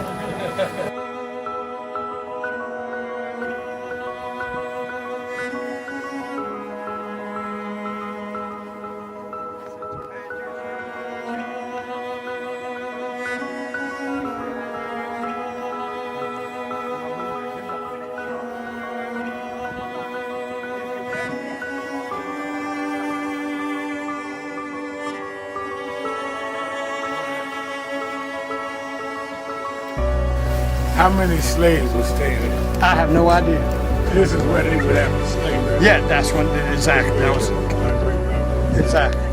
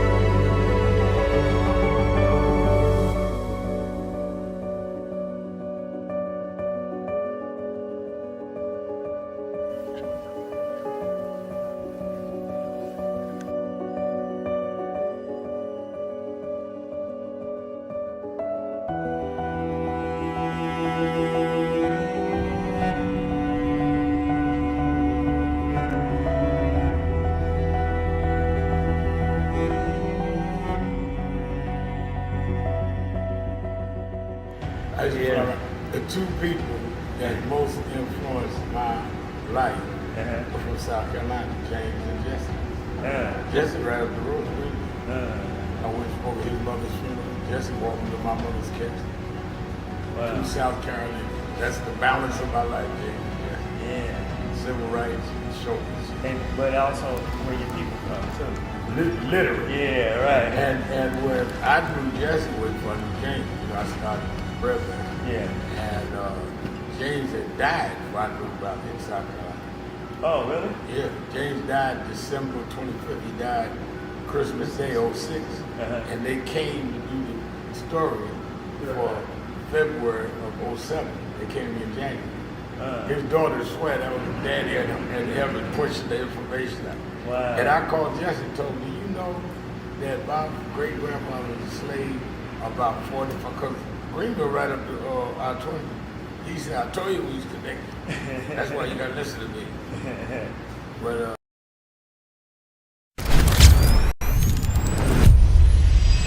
this organization has been on the front line. People ask me, why do families call us? Because we never leave them.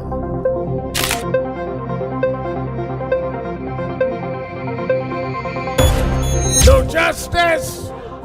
No justice. What do we want? What do we want? What do we want? When do we want it? When do we want it? When do we want it?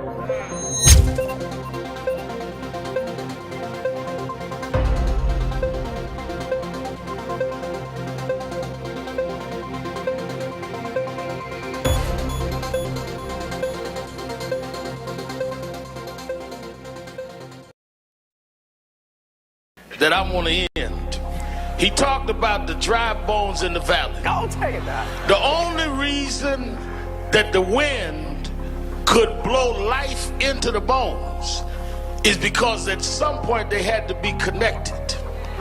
If the wind had blown into a disconnected body, it still wouldn't have worked. So before he prophesied to the wind, they had to first get the foot bone to connect to the ankle bone, and the ankle bone to the calf bone, and to the knee bone, and the knee bone to the thigh bone. If we are to prophesy to the wind, we must first connect this body. We must connect Eddie Long to Farrakhan and Cornel West to Elders and Lowry to Sharpton. If we can connect this body, then God will blow the breath of life into our community. But as long as we are disconnected, the wind can't blow because it's blowing on disconnected dry bones. But the good news is that we're the children of people that have been through worse than this, and we're still here. So even though I get despondent, I don't ever get depressed, because I want the world to know you won't beat us, because we're the children of those that took the worst form of slavery and brutality that ever lived, that ever existed. Our parents survived the Middle Passage. Only the strong got here, and then we lost our name, our culture, our religion, and we're still here. But you don't know who we are. We're the children of Chaka Zulu. We're the children of Mary McLeod Bethune. We're the children of Marcus Garvey. We're the children of Martin Luther King. We'll be here. We were first, and we'll be last. We know who we are.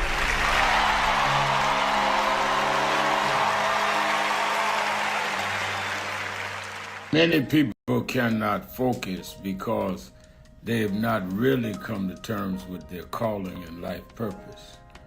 In order to focus, you must also be clear on what you're focusing on. So if you're not clear on your purpose, if you're not clear on your life's calling, then focus on seeking that. Because if you just read the ways and roads you traveled that you didn't even choose, that were sort of just laid out for you by God, in that it's telling you, speaking to you about what your purpose is and what you were born to do and be. I learned the things that I didn't plan had to be planned by God, and God's plan was to Keeping it real, keeping it real. I'm your host, Reverend Al Sharpton, and we're back. Let's go back to the phone. Let's go to Disco Brian in Philadelphia, Pennsylvania. The word. Hey, Rev. First thing I wanted to ask you about today is about something local here in Philly. I recently reached out to Reverend Fordham with Philly Nan about our workshop idea Lindsay and I are developing about helping people. Wait a minute. Start again. I didn't hear the first part. Yeah, Rev. I just letting you know, I have reached out to Reverend Fordham with Philly Nan here about the workshop idea I shared with you, Lindsay and I are developing, about helping people recognize bad faith online manipulation and resist algorithmic outrage and rebuild a habit of real civic dialogue in person, especially across race, generation, faith, and political divides. And we want to pilot it locally and make it useful, practical, and community rooted. And I know it's Memorial Day weekend. It's been crazy. I haven't heard back from Reverend Fordham yet, but since I think I'm a NAN member in good standing, and since this project aligns with NAN's mission of civic empowerment, media accountability, and community organizing, I wondered if maybe you could give Reverend Fordham a nudge, and if he doesn't have the bandwidth. Whoa. We don't operate like yes, that. Sir. The chapter leaders are coordinated by our national field director. I'll text Reverend Toon and ask him to call him. But we have 138 chapters. Okay. If I start getting people calling me on the phone to call chapter leaders, I wouldn't have time to do nothing else. So I can't do that. I can't promise something I'm not going to do, but I will text Reverend Toon and tell him to try and work this out. He coordinates all our chapters. Beautiful, Rev. That's wonderful. And again, like I said, if Reverend Fordham or anybody doesn't have the bandwidth for it, maybe they could point me towards somebody in Philly NAN or someone in the broader NAN network who might be open to this conversation. We're not asking for any huge commitment right away. We're just trying to find the right person to talk to about how this kind of workshop could serve people here in Philadelphia and then nationally and then maybe even internationally, since we all know social media is destroying so much of our mental health. Rev, on another topic, the main issue I wanted to call today, I want to be careful about the call from yesterday because I share Sister Pam's longing for that full traditional gospel album from Whitney Houston that we never got, but I'm uncomfortable with saying Clive Davis and that cabal because I don't see evidence that some cabal stopped Whitney from singing gospel. In fact, Whitney gave us The Preacher's Wife soundtrack, which became the best-selling gospel album of all time. And Clive Davis's gift, at his best, was helping church-rooted voices reach people who might never have walked into church. And Rev, I'm one of those people. I grew up agnostic, secular, and outside the church. Remember, the first person to tell me about Jesus, Rev, was my paternal grandmother, who was the daughter of a Klansman. So I initially rejected Christianity because I knew at 8 or 9 years old that hers was a corrupted, immoral brand of Christianity, and that it was the antithesis of what I saw when I saw Martin Luther King Jr. and the Black Church. And Rev, it was pop music made by Black believers, Aretha, Whitney, James Brown, and Prince, that ultimately brought me closer to the light of God than traditional gospel ever could have, because traditional gospel wasn't in my house. So, you know, when Aretha sang with George Michael on I Knew You Were Waiting, you know, that wasn't just pop to me. That was spiritual. It had deliverance. It had biblical testimony. And songs like that, songs like the ones Jewish songwriters like Carole King wrote and Aretha sang, came through the pop machine, through Arista, through Clive's world, and still, in my view, carried God's light into secular ears like mine. So while we should all be critiquing any corporate industry, I think we should be careful not to call the Jewish man who had very loving relations with both Whitney and Aretha part of a cabal, because sometimes pop music is how the church escapes the church walls and reaches the rest of us. And I know how that important that work is to you, and I know that you straddle that line beautifully and have been your whole career, Rev. So is that Am I asking too much there? I don't know. I didn't hear you ask anything. I thought you was making a statement. I guess I'm just making a statement that, I just. I mean, I think that your statement, you had the right to make your statement. I think that Pam has her view. The reason I'm really not commenting on it is I knew Whitney. I knew some of the back and forward with her and Arista Records, and with Aretha, who I spoke at her funeral. I was at Whitney's funeral. And I knew Roberta Flack very well, who dealt with her. And they had different relationships with Clive. So some were better than others. He funded Puffy. A lot of people want to forget that, given Puffy's status now. So I cannot, without breaking confidence, as one that was a minister to some of them, break confidence. But he had better experiences with others than he did with others.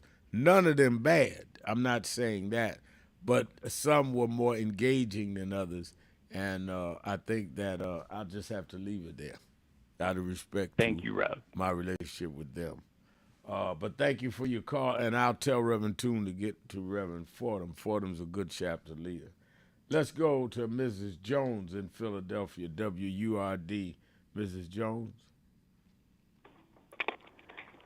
Yes, Rev, thank you so much for taking my call. I do appreciate it, although I have an emergency right now. But just wanted to say to you, we thank God for your wisdom always, and the best show on the air as well as on TV. Just want to quickly say that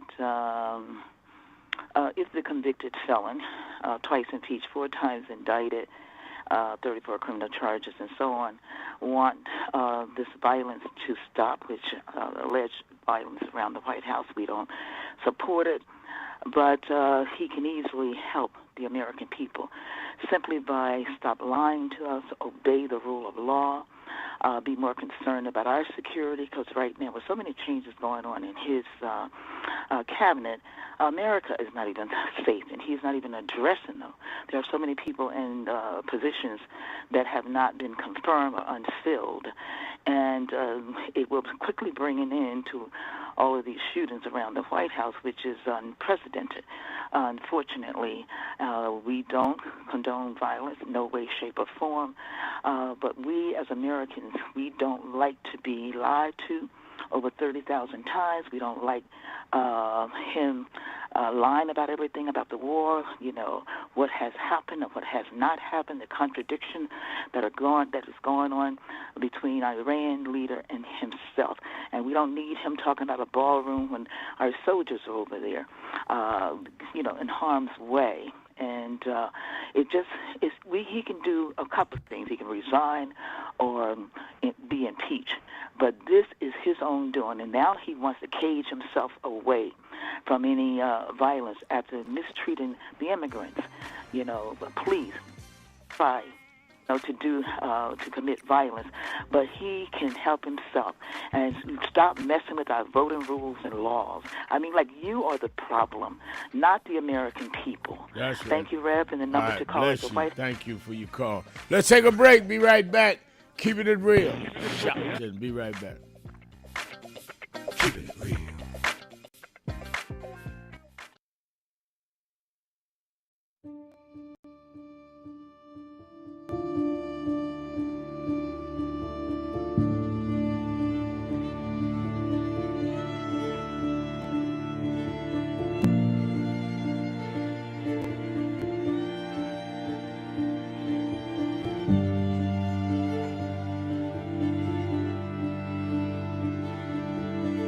Robin Culp used to do a show with Bill Cosby, I Spy, and he did a documentary on breadbasket, Robin Culp. Oh, wow. You need to see that documentary. It's great. Absolutely. I lived this. I didn't read this.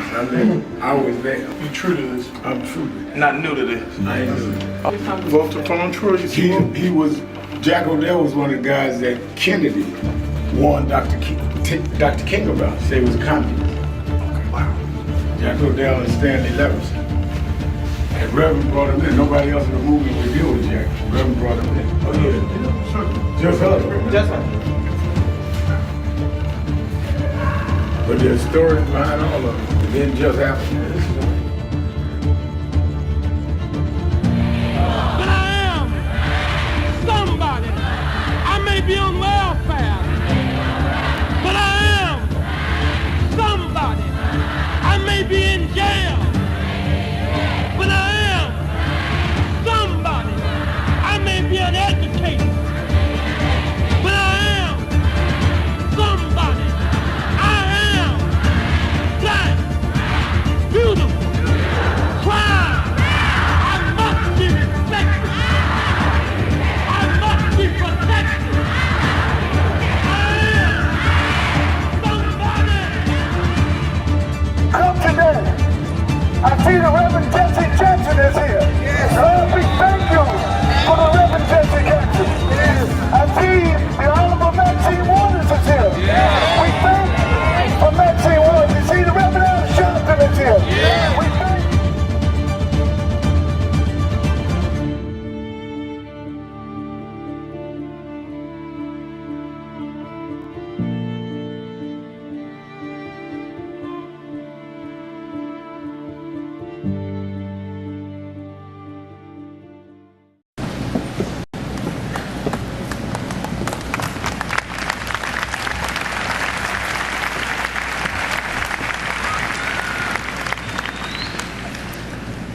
All over the world today, people are gathered in love vigils to celebrate the life of a man that taught the world how to love. People may be wondering why there's such an emotional outburst, but you would have to understand the journey of Michael to understand what he meant to all of us. For these that sit here as the Jackson family, a mother and father with 9 children that rose from a working class family in Gary, Indiana. They had nothing but a dream. No one believed in those days that these kind of dreams could come true. But they kept on believing, and Michael never let the world turn him around from his dreams. I first met Michael around 1970, Black Expo, Chicago, Illinois, Reverend Jesse Jackson, who stood by this family till now. And from that day as a cute kid to this moment, he never gave up dreaming. It was that dream that changed culture all over the world. When Michael started, it was a different world. But because Michael kept going, because he didn't accept limitations, because he refused to let people decide his boundaries, he opened up the whole world. In the music world, he put on one glove, pulled his pants up, and broke down the color curtain, where now our videos are shown and magazines put us on the cover. It was Michael Jackson that brought blacks and whites and Asians and Latinos together. It was Michael Jackson that made us sing "We Are the World" and feed the hungry long before Live Aid.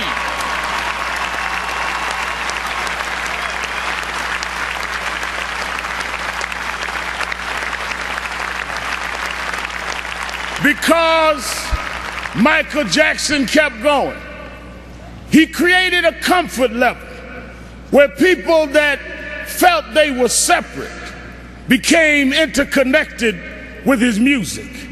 And it was that comfort level that kids from Japan and Ghana and France and Iowa and Pennsylvania got comfortable enough with each other to later it wasn't strange to us to watch Oprah on television. It wasn't strange to watch Tiger Woods golf. Those young kids grew up from being teenage, comfortable fans of Michael to being 40 years old and being comfortable to vote for a person of color to be the president of the United States of America. Michael did that. Michael made us love each other.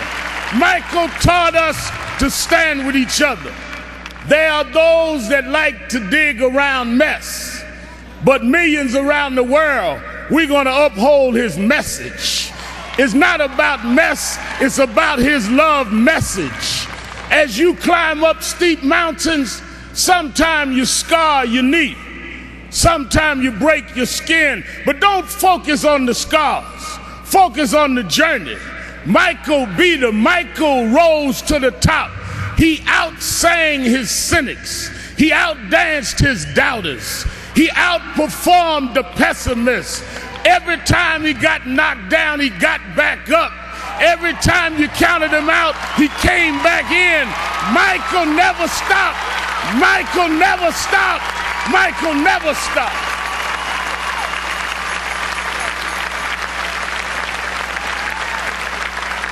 I want to thank to Mrs. Jackson and Joe Jackson, his sisters and brothers. We thank you for giving us someone that taught us love, someone that taught us hope. We want to thank you because we know it was your dream too. And we know that your heart is broken. I know you have some comfort from the letter from the President of the United States and Nelson Mandela, but this was your child. This was your brother. This was your cousin. Nothing will fill your heart's loss. But I hope the love that people are showing will make you know he didn't live in vain. And I want his 3 children to know, wasn't nothing strange about your daddy. It was strange what your daddy had to deal with. But he dealt with it.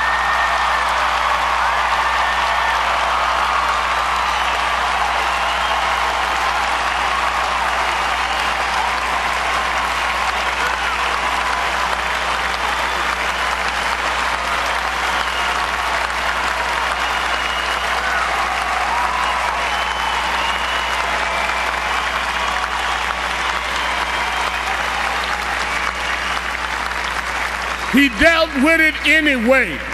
He dealt with it for us. So some came today, Mrs. Jackson, to say goodbye to Michael. I came to say thank you. Thank you because you never stopped. Thank you because you never gave up. Thank you because you never gave out. Thank you because you tore down our divisions. Thank you because you eradicated barriers. Thank you because you gave us hope. Thank you, Michael. Thank you, Michael. Thank you, Michael.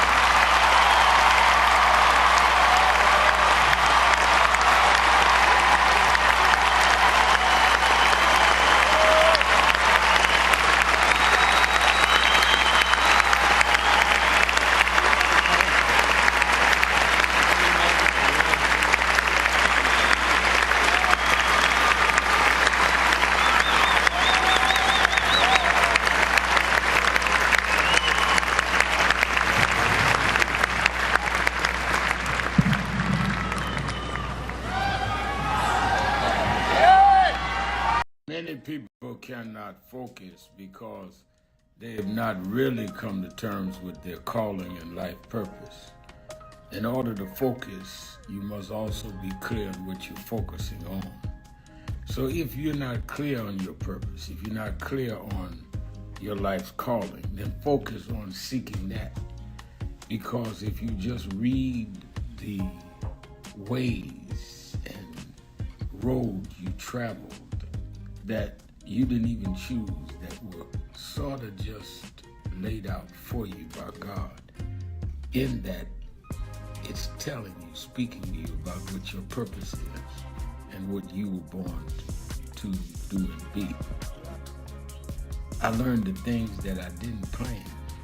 Real, keeping it real. God and God's. I am your host, Reverend Al Sharpton. And let us go back to the, haven't written no message board in a minute. I see the mayor, Mayor Rodney Jones, says, remember what Ray Charles said about ownership? Prince spoke about owning your masters. Yeah, and I think the mayor is referring to the call about Clive Davis. One of the things that I know for a fact is that all of these record companies, in many ways, have dealt in a very exploitative, unfair way with artists. That's one of the things that got James Brown and me close from when I was a teenager with my youth movement. Because James Brown was one that wanted to control his masters, control his business. He used to say to me all the time that blacks are in the show, we're not in the show business. And I can tell you how many artists I personally got to know that made huge sums of money and got totally bankrupt. And a lot of it was some went for the flash, and I will concede that. But some were structurally set up in a way that they could not make what their earnings brought in and what they should have gotten. And that's just a fact. And the record companies and the managers and the accountants and all got rich, and they, in too many cases, were not compensated and not programmed out on how to handle money. That's one of the reasons why some of you that watch our live stream see a tape where Michael Jackson came to the House of Justice. He came to National Action Network because he was fighting with Sony about the masters to his stuff and his owning catalogs. Michael Jackson, he got a movie out now that's doing very well, but Michael Jackson owned the Beatles catalog and others' catalog, which was real wealth. And I think that there's got to be a real study on how there was absolutely financial exploitation of black artists. And there was mob involvement. When the FBI tried to come at some of us about Don King, which none of us knew, I said, why aren't you going at these mobsters that's robbing and sometimes brutalizing people in the record industry? Blacks in the record, black artists. I'm talking about what I know. And then, of course, some of them go, Sharpton's a snitch. He's talking on us. No, I'm talking about you exploiting our people. So let me get this right. You can take people, give them false contracts, in some cases threaten their lives or beat them down, and nobody's supposed to say something about that? When I know about it, to me it's a civil rights issue. It was then, it is now.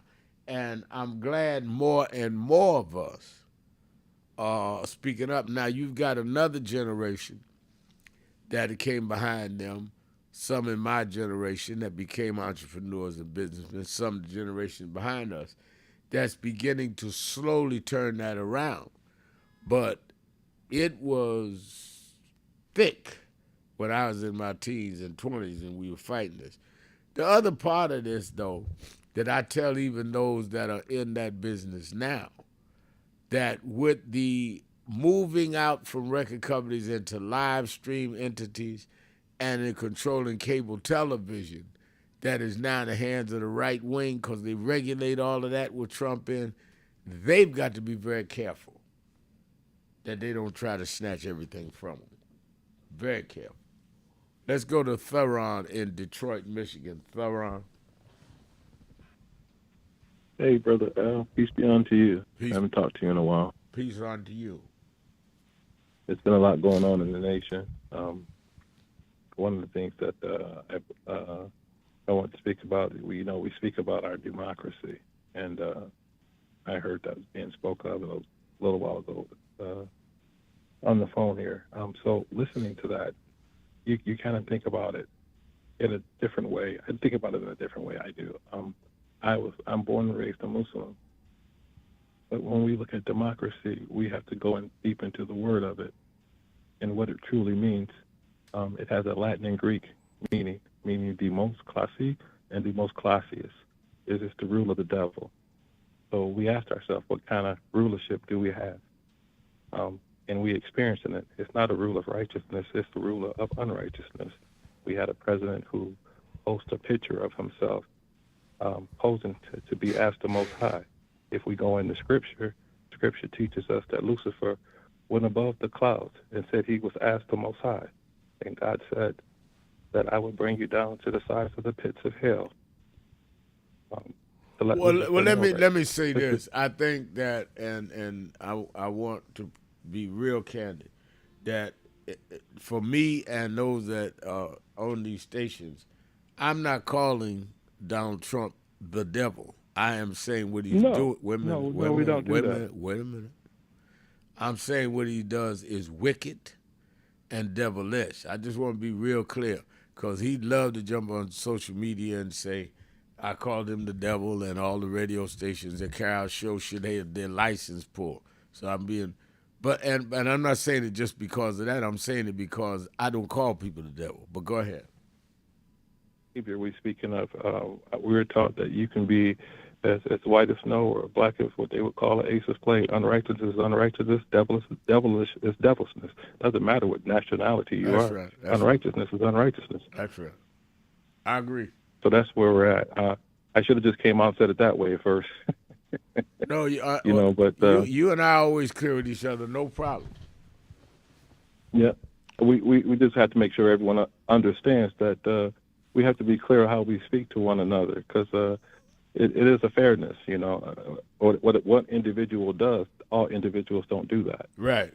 We have had presidents that stood up for this nation, regardless of what their feelings were. They backed the laws that they said they were going to back, and it didn't matter what nationality those people were. They did that, and we've seen that those things took place. This person that's in office is more of a puts on a clown show. He doesn't have a political background. It's like putting going to McDonald's and asking them to build you a building. Doesn't make sense. No. Because that person's flipping hamburgers, and we put a person in the office who has not a clue of what's going on in our world, and he's making things very bad. And it's not only bad for us; it's bad for everyone.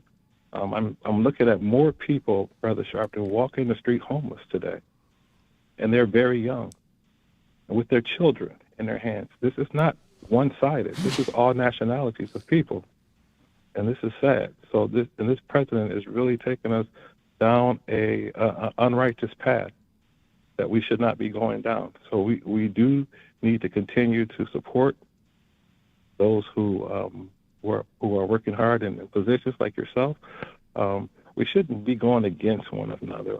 I don't like when I've been hearing. Been listening a long time here. I don't like when I've been hearing, why aren't you saying this or saying that? Well, National Action Network does their process of trying to make things whole, and if another person wanted to do something different, that would be on them. It wouldn't be the fact to scrutinize what you're not doing, because I think National Action Network is doing a lot. I appreciate that, and Theron, that would is always concerning to me. Is I don't mind the criticism. You're always going to get that if you're in the public. Right. Is that fine? You may not agree with what National Action Network is doing or what you want us to do. So are you a part of something that is doing something that you agree with? Most people that's criticizing are not involved in anything. They just sit around and appointing themselves critic. And there is no excuse for the people not to be involved with something, whether it's something I agree with or not, or they agree with it or not. But to be uninvolved with any formation of people that are trying to correct what's going on says more about you than the people you criticize. Right. Then listening to you, I mean, you've been around all my life, and you've been nothing but in the streets fighting. I don't know how many pair of shoes you wore out. Like they say, you've been stabbed, brother, and that's serious. You give your life.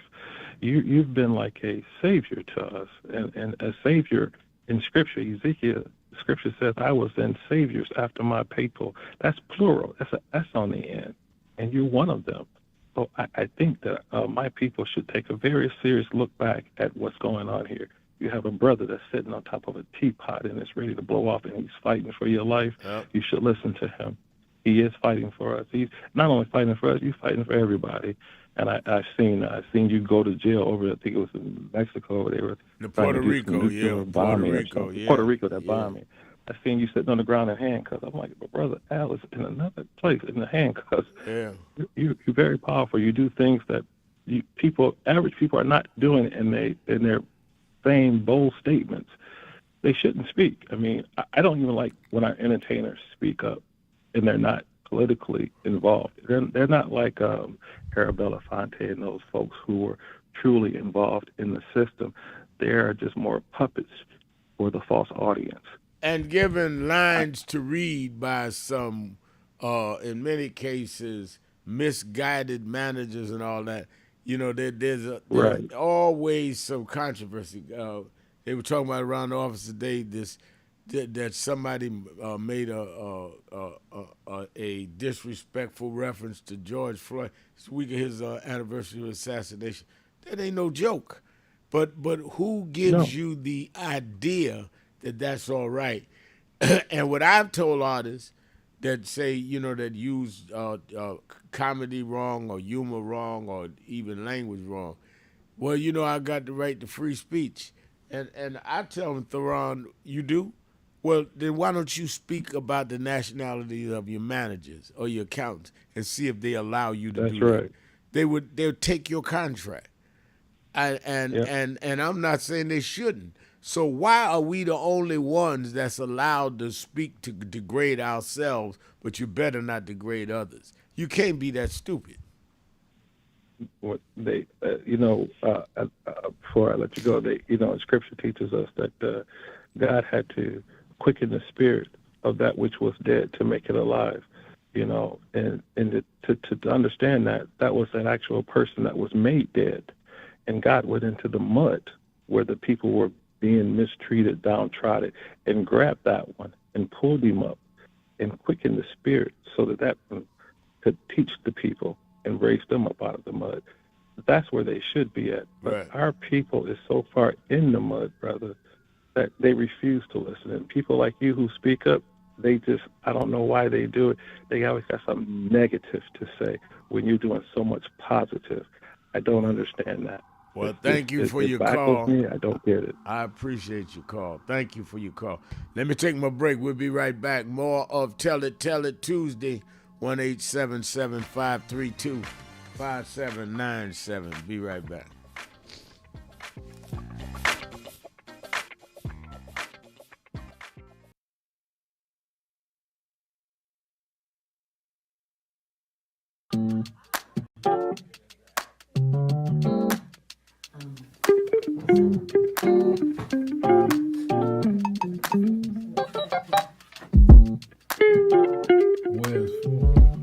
I see I'm in today's New York Times word puzzle,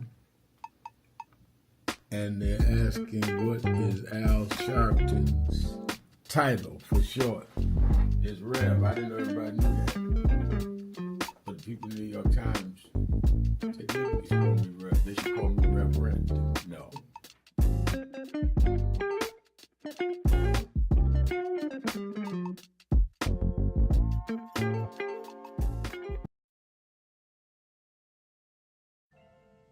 Thank God I was blessed to have both in my life.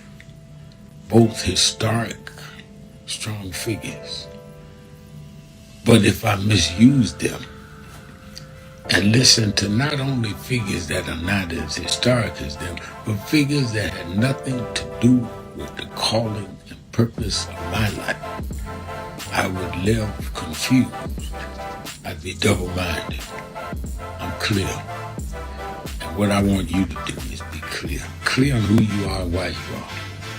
And a lot of that will be exposed to you and others by who you are around and who you allow to enter your head. Keep people at a distance that only have a distant unclear vision who you are and who you are supposed to be. They could be your blood relatives, but they could not be the ones that accompany you toward what you ought to be about tonight. Everybody good to you ain't good for you. Everybody that makes you laugh sometimes end up making you a joke. And I think that is extremely important about the funding. But I also want to add how they're changing what can be taught. You have states outright saying you can't teach Black history and you can't teach certain other histories and the curriculum. You have this administration that is literally taking out exhibits from the Smithsonian. So we have not only an education problem in terms of resources, we have an education problem in terms of curriculum and what people are being taught. So I have one grandchild, 6-year-old. When he gets to high school, it may be just against the law for him to learn about certain parts of American history, which includes Blacks. We want to talk about slavery. We want to talk about the good side of America. Well, what does that mean? That's not history. Everything was not good. And I think that that is the threat that we've got to fight, which is why we've got to fight with the courts and the streets, because they're literally changing the textbooks as we go. As they do that, they change the opportunities, because then the fight against affirmative action is not having access to these institutions and telling these institutions, this whole fight around DEI, which they did, started at Harvard with a Black woman president. Started with them saying you can't teach diversity in an Ivy League school like Harvard. It didn't start in Little Rock at the high school. This fight, this time, was Harvard. And they went from there on. And I think that we've got to have the same resistance. If they could fight in the 50s, the ACP with the Defense Force together and deal with the question from Little Rock in terms of desegregation, then we that are far more educated, far more economically secure personally, have no excuse in the age of what they did in Harvard not to be standing up back in the South.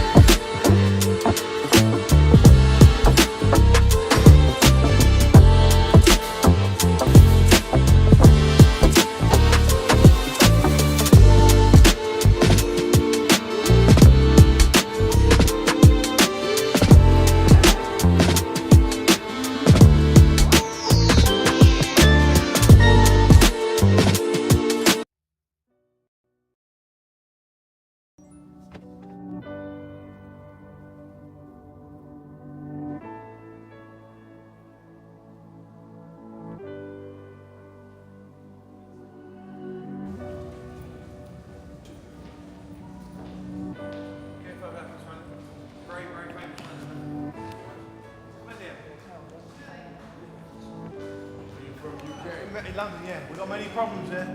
We need you over our side.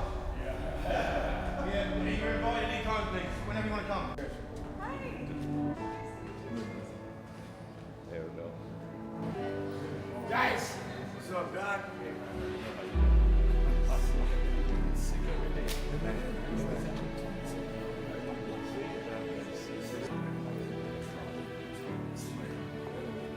So we are in not a political dilemma, we are in a moral dilemma.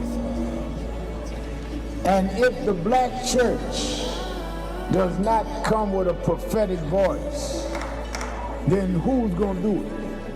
We can go through all the data, all the statistics, all we're going through in the workshops, but the question is, where is the action going to be? We all believe in Jesus.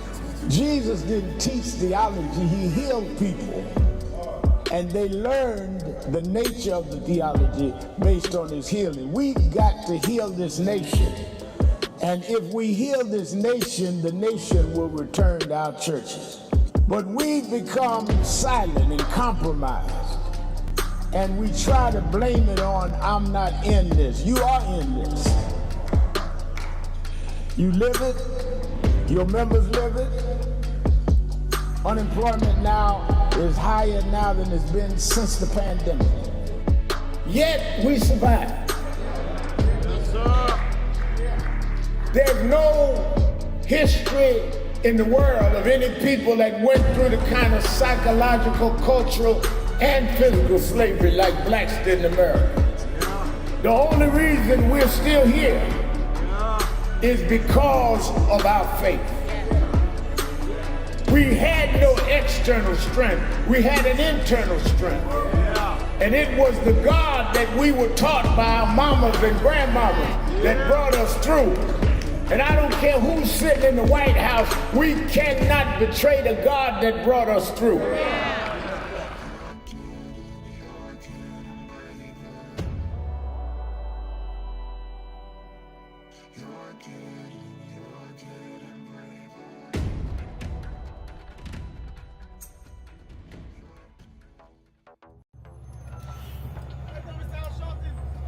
How you doing?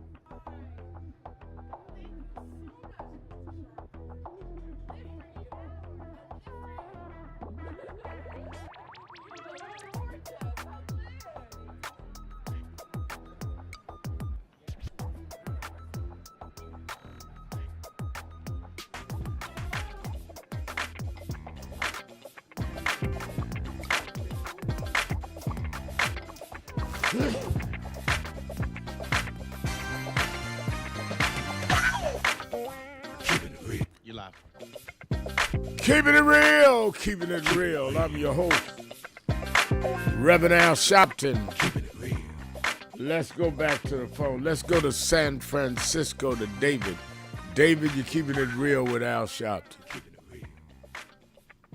Oh, thanks, Reverend. Yeah, I was on a different topic, but earlier I heard you mention people's stridency about staying Republican. Right. And, my grandfather in 1902 was a Republican, but he was a small business Republican, and he was fighting the Rockefellers, the big business Republicans. This was the industrial age of the late 1800s. After Lincoln died, the industrialists climbed onto the Republican Party and started changing things around. So it was no longer the freedom from servitude party. It was the party of big business. And my grandfather was one of the remaining small business Republicans that were fighting them.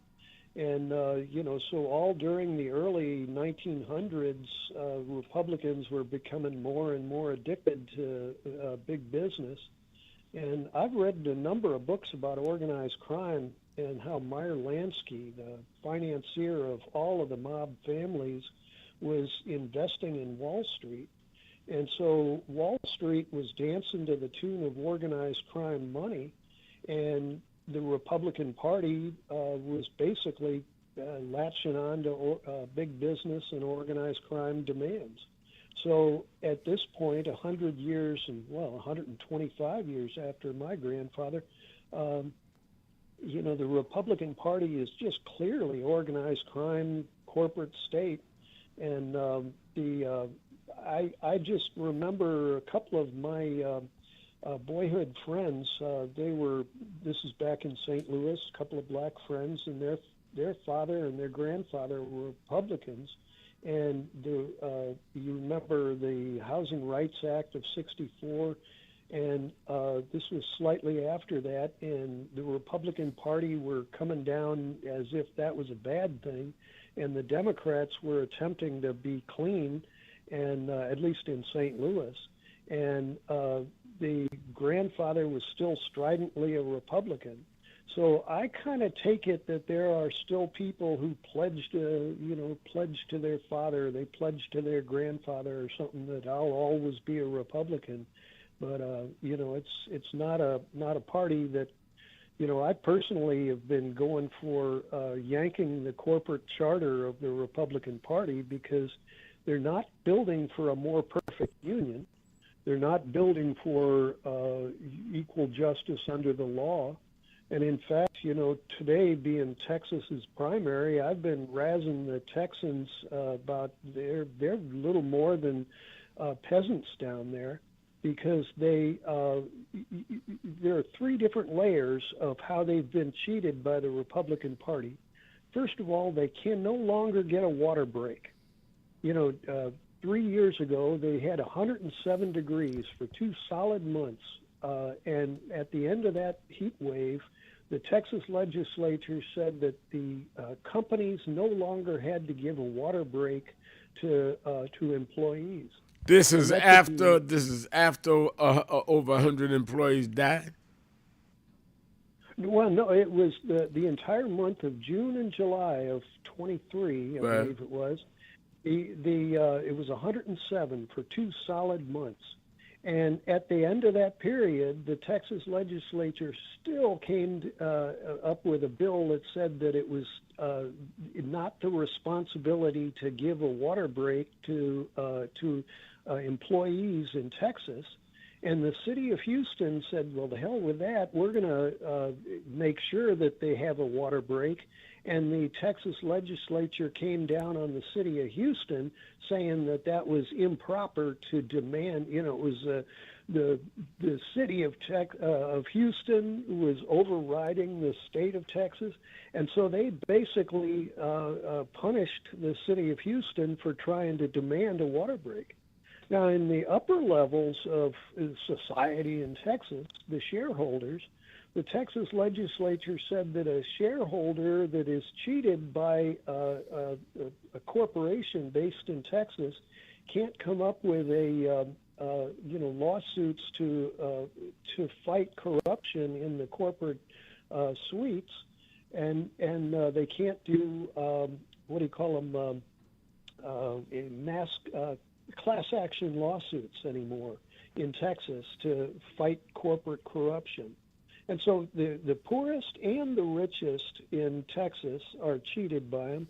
And then the entire state of Texas is being cheated. Just a few months ago, they said that they can now use fracking water in agriculture in Texas. So that whether I saw that. Food, that's amazing. Yeah, and so all of the food grown in Texas should now be seen as something to boycott for your own public safety.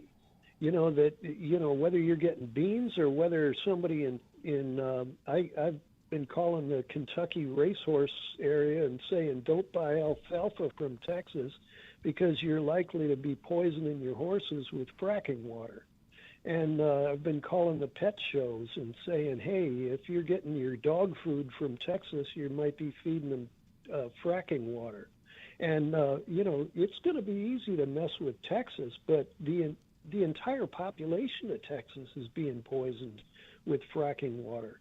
And when you think that the state of Texas is the biggest state in the lower 48, and that it's basically almost 1/3 of the land size of the lower 48, and that much land is going to be poisoned with fracking water.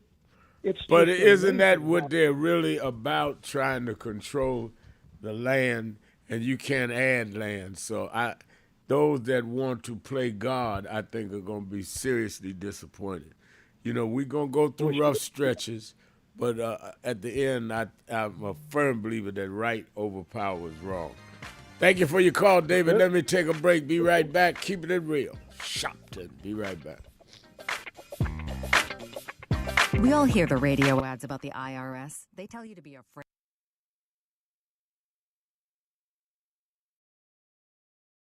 Where you come from and forget how you got there. And act like you got there because you were qualified or that you had a good resume. But some of us had to pay a price for your resume to even be read. Some of us had to take nights in jails and licks upside the head or shut out of boardrooms like Byron so you could walk down red carpets and act like you got there by yourself. So I received this award with a special place in my heart and on my shelf because I'm getting it from a freedom fighter who never forgot where he came from and how he got there.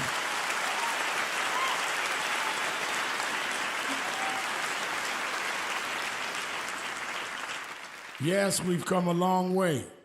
We've had now a black president and now a black vice president, but we still can get shot down and have to march to get a case in court. We still can get shut out of boardrooms. We're still doubly unemployed in a good economy. So we're going to have to keep marching.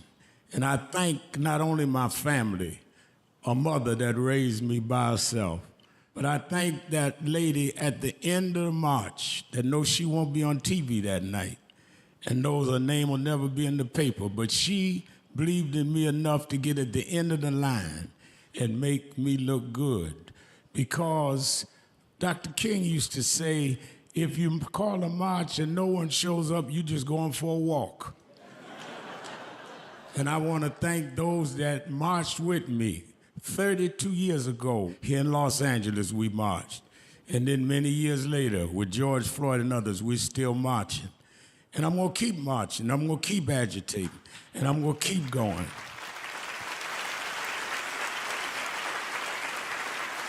Until we don't have to do it anymore.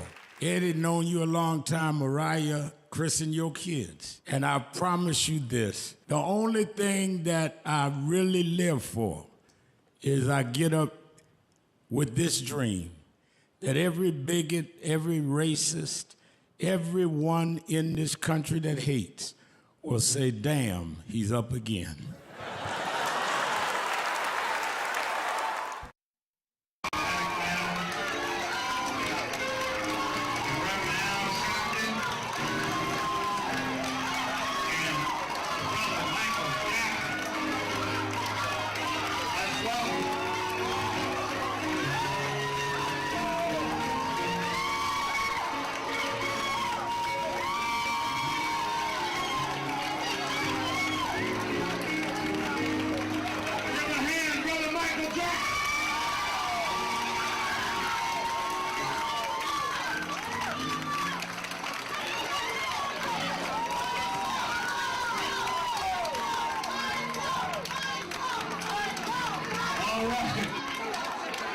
We need some room. All right, hold on. Michael Jackson is the highest selling artist of all time. No one has sold more records in the history of the planet than Michael Jackson. But Michael Jackson said to us, he did not want to just raise the issue of what's happening with him. He said that artists all over the world need people to stand up and protect their rights. And he said, Reverend, if we're going to stand up, if it's for all artists, I'm there. As you know, there's a big rally. His fan club is doing this afternoon. But he said, I'm coming to Harlem this morning to meet with community leaders because we want justice in the music industry for all artists. Now there'll be some that say, oh, Michael, are you doing this only because of your situation? Michael came to Harlem 2 months ago. for the DNC. Now he comes for his own peers because we discussed it. Kathy and I talked about how we watched James Brown struggle, Little Richard struggle. We've seen artists, black and white and Latino struggle. Somewhere this has to stop.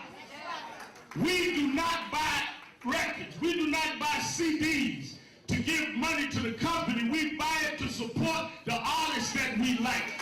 And we want the artists to be free. We don't want the companies bigger than the artists. We want the people respected and the stars that we make stars to shine in the galaxy for us. And let me say this is the 4th of July weekend. Michael Jackson is an American story. Him and his family rode from Gary, Indiana, to where he's an icon all over the world. Didn't no one give him anything. He sung, he danced, he created, he produced, he spent hours in the studio. No executive did that for him. You do not have the right to take from someone created where he is. We appreciated it. We didn't hear about Michael when he got to Sony. We knew Michael at ABC when he was in Gary.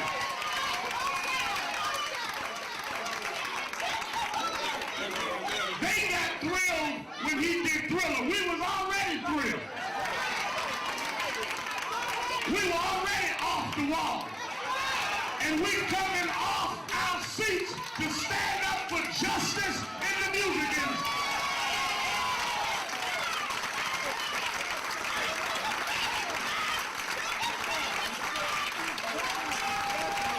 And let me say one more thing. I don't need that now I'm talking. Now we're on the rail. I want people to hear the message. Let me say something. I read one newspaper said, well, the record company said they're going to wait and put out the best of Michael Jackson. You can't put out the best of Michael Jackson because the best of Michael Jackson is yet to come. Keeping it real, keeping it real. I'm your host, Reverend Al Sharpton, and we're back. Tell it Tuesday, and let me remind you, it's going to be hot this week on Politics Nation with all that's going on and not going on in Iran. What is going on with these district fights? You just heard Reverend Nelson Rivers from the floor of the state legislature that they will not draw that map in South Carolina. So that's a temporary victory. But how do we duplicate that in other states? I want to have members of Congress and some of our political thinkers on. You're going to want to watch Politics Nation with Al Sharpton live at 5 p.m. Eastern Time, both Saturday and Sunday.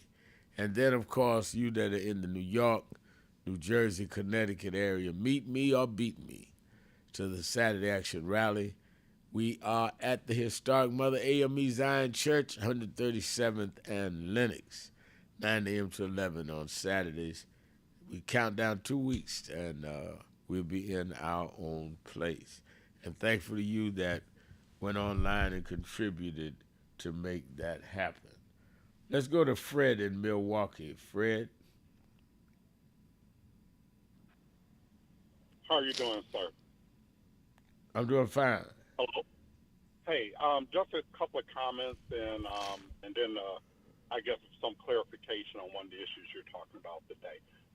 The comment I just want to encourage, all the parents, grandparents, uncles, nieces, if you had a college student come home for the summer, take them to go get registered to vote, get them set up if they have to do an absentee vote if they're going to be back in school when the primaries occur or the general election, so that they know what to do.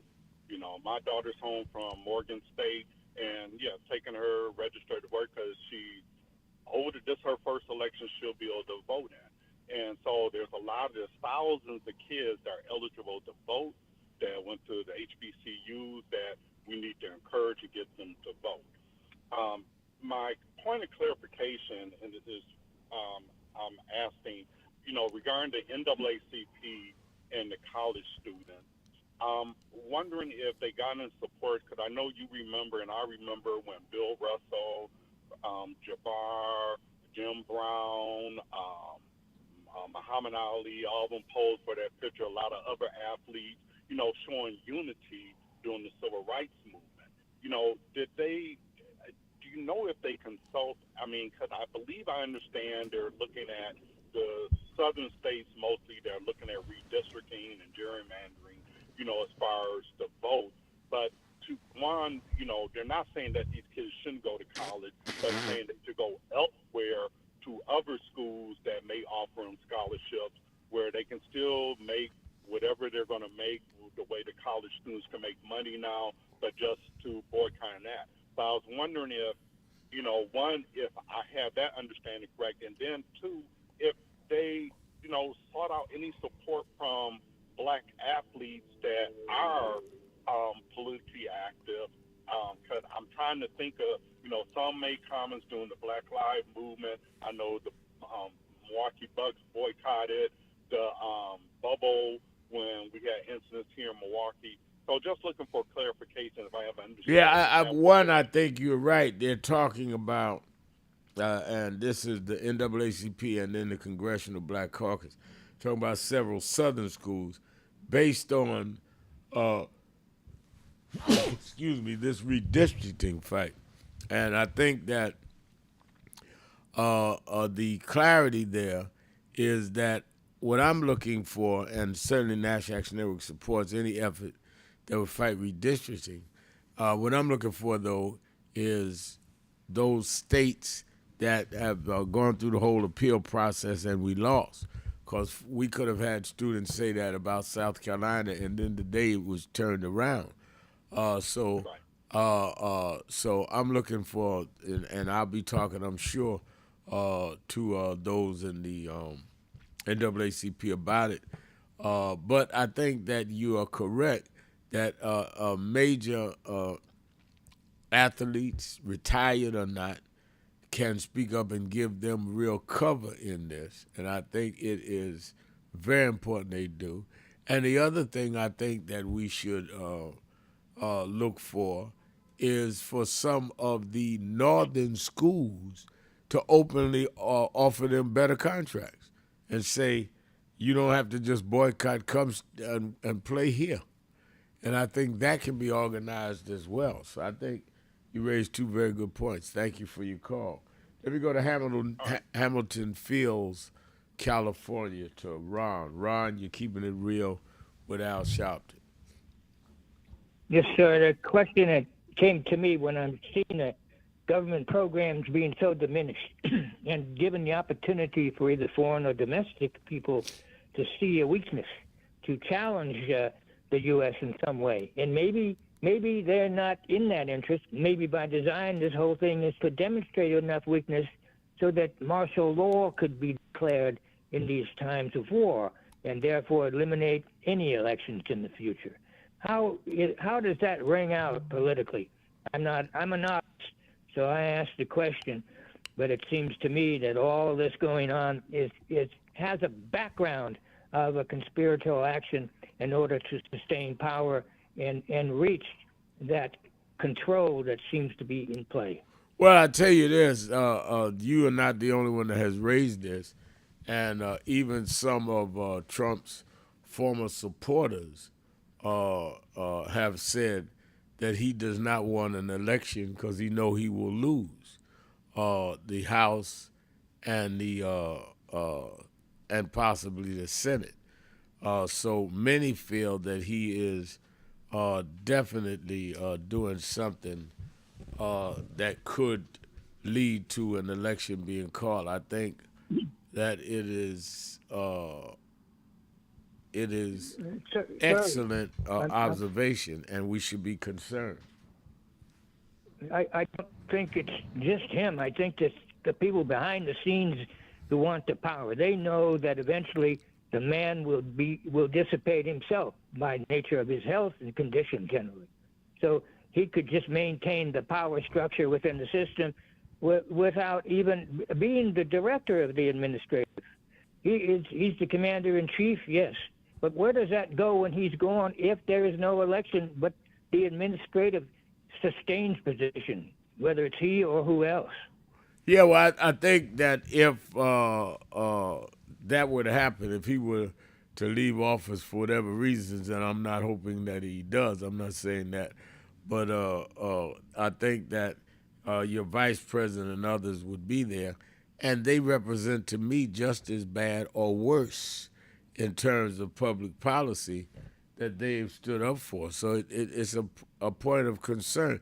I also think that the whole idea, one of the reasons, Ron, that what you're saying has credence is that they constantly talk about fraudulent registration rolls, and they're setting this up, and people setting that up, where there's been no evidence of that at all.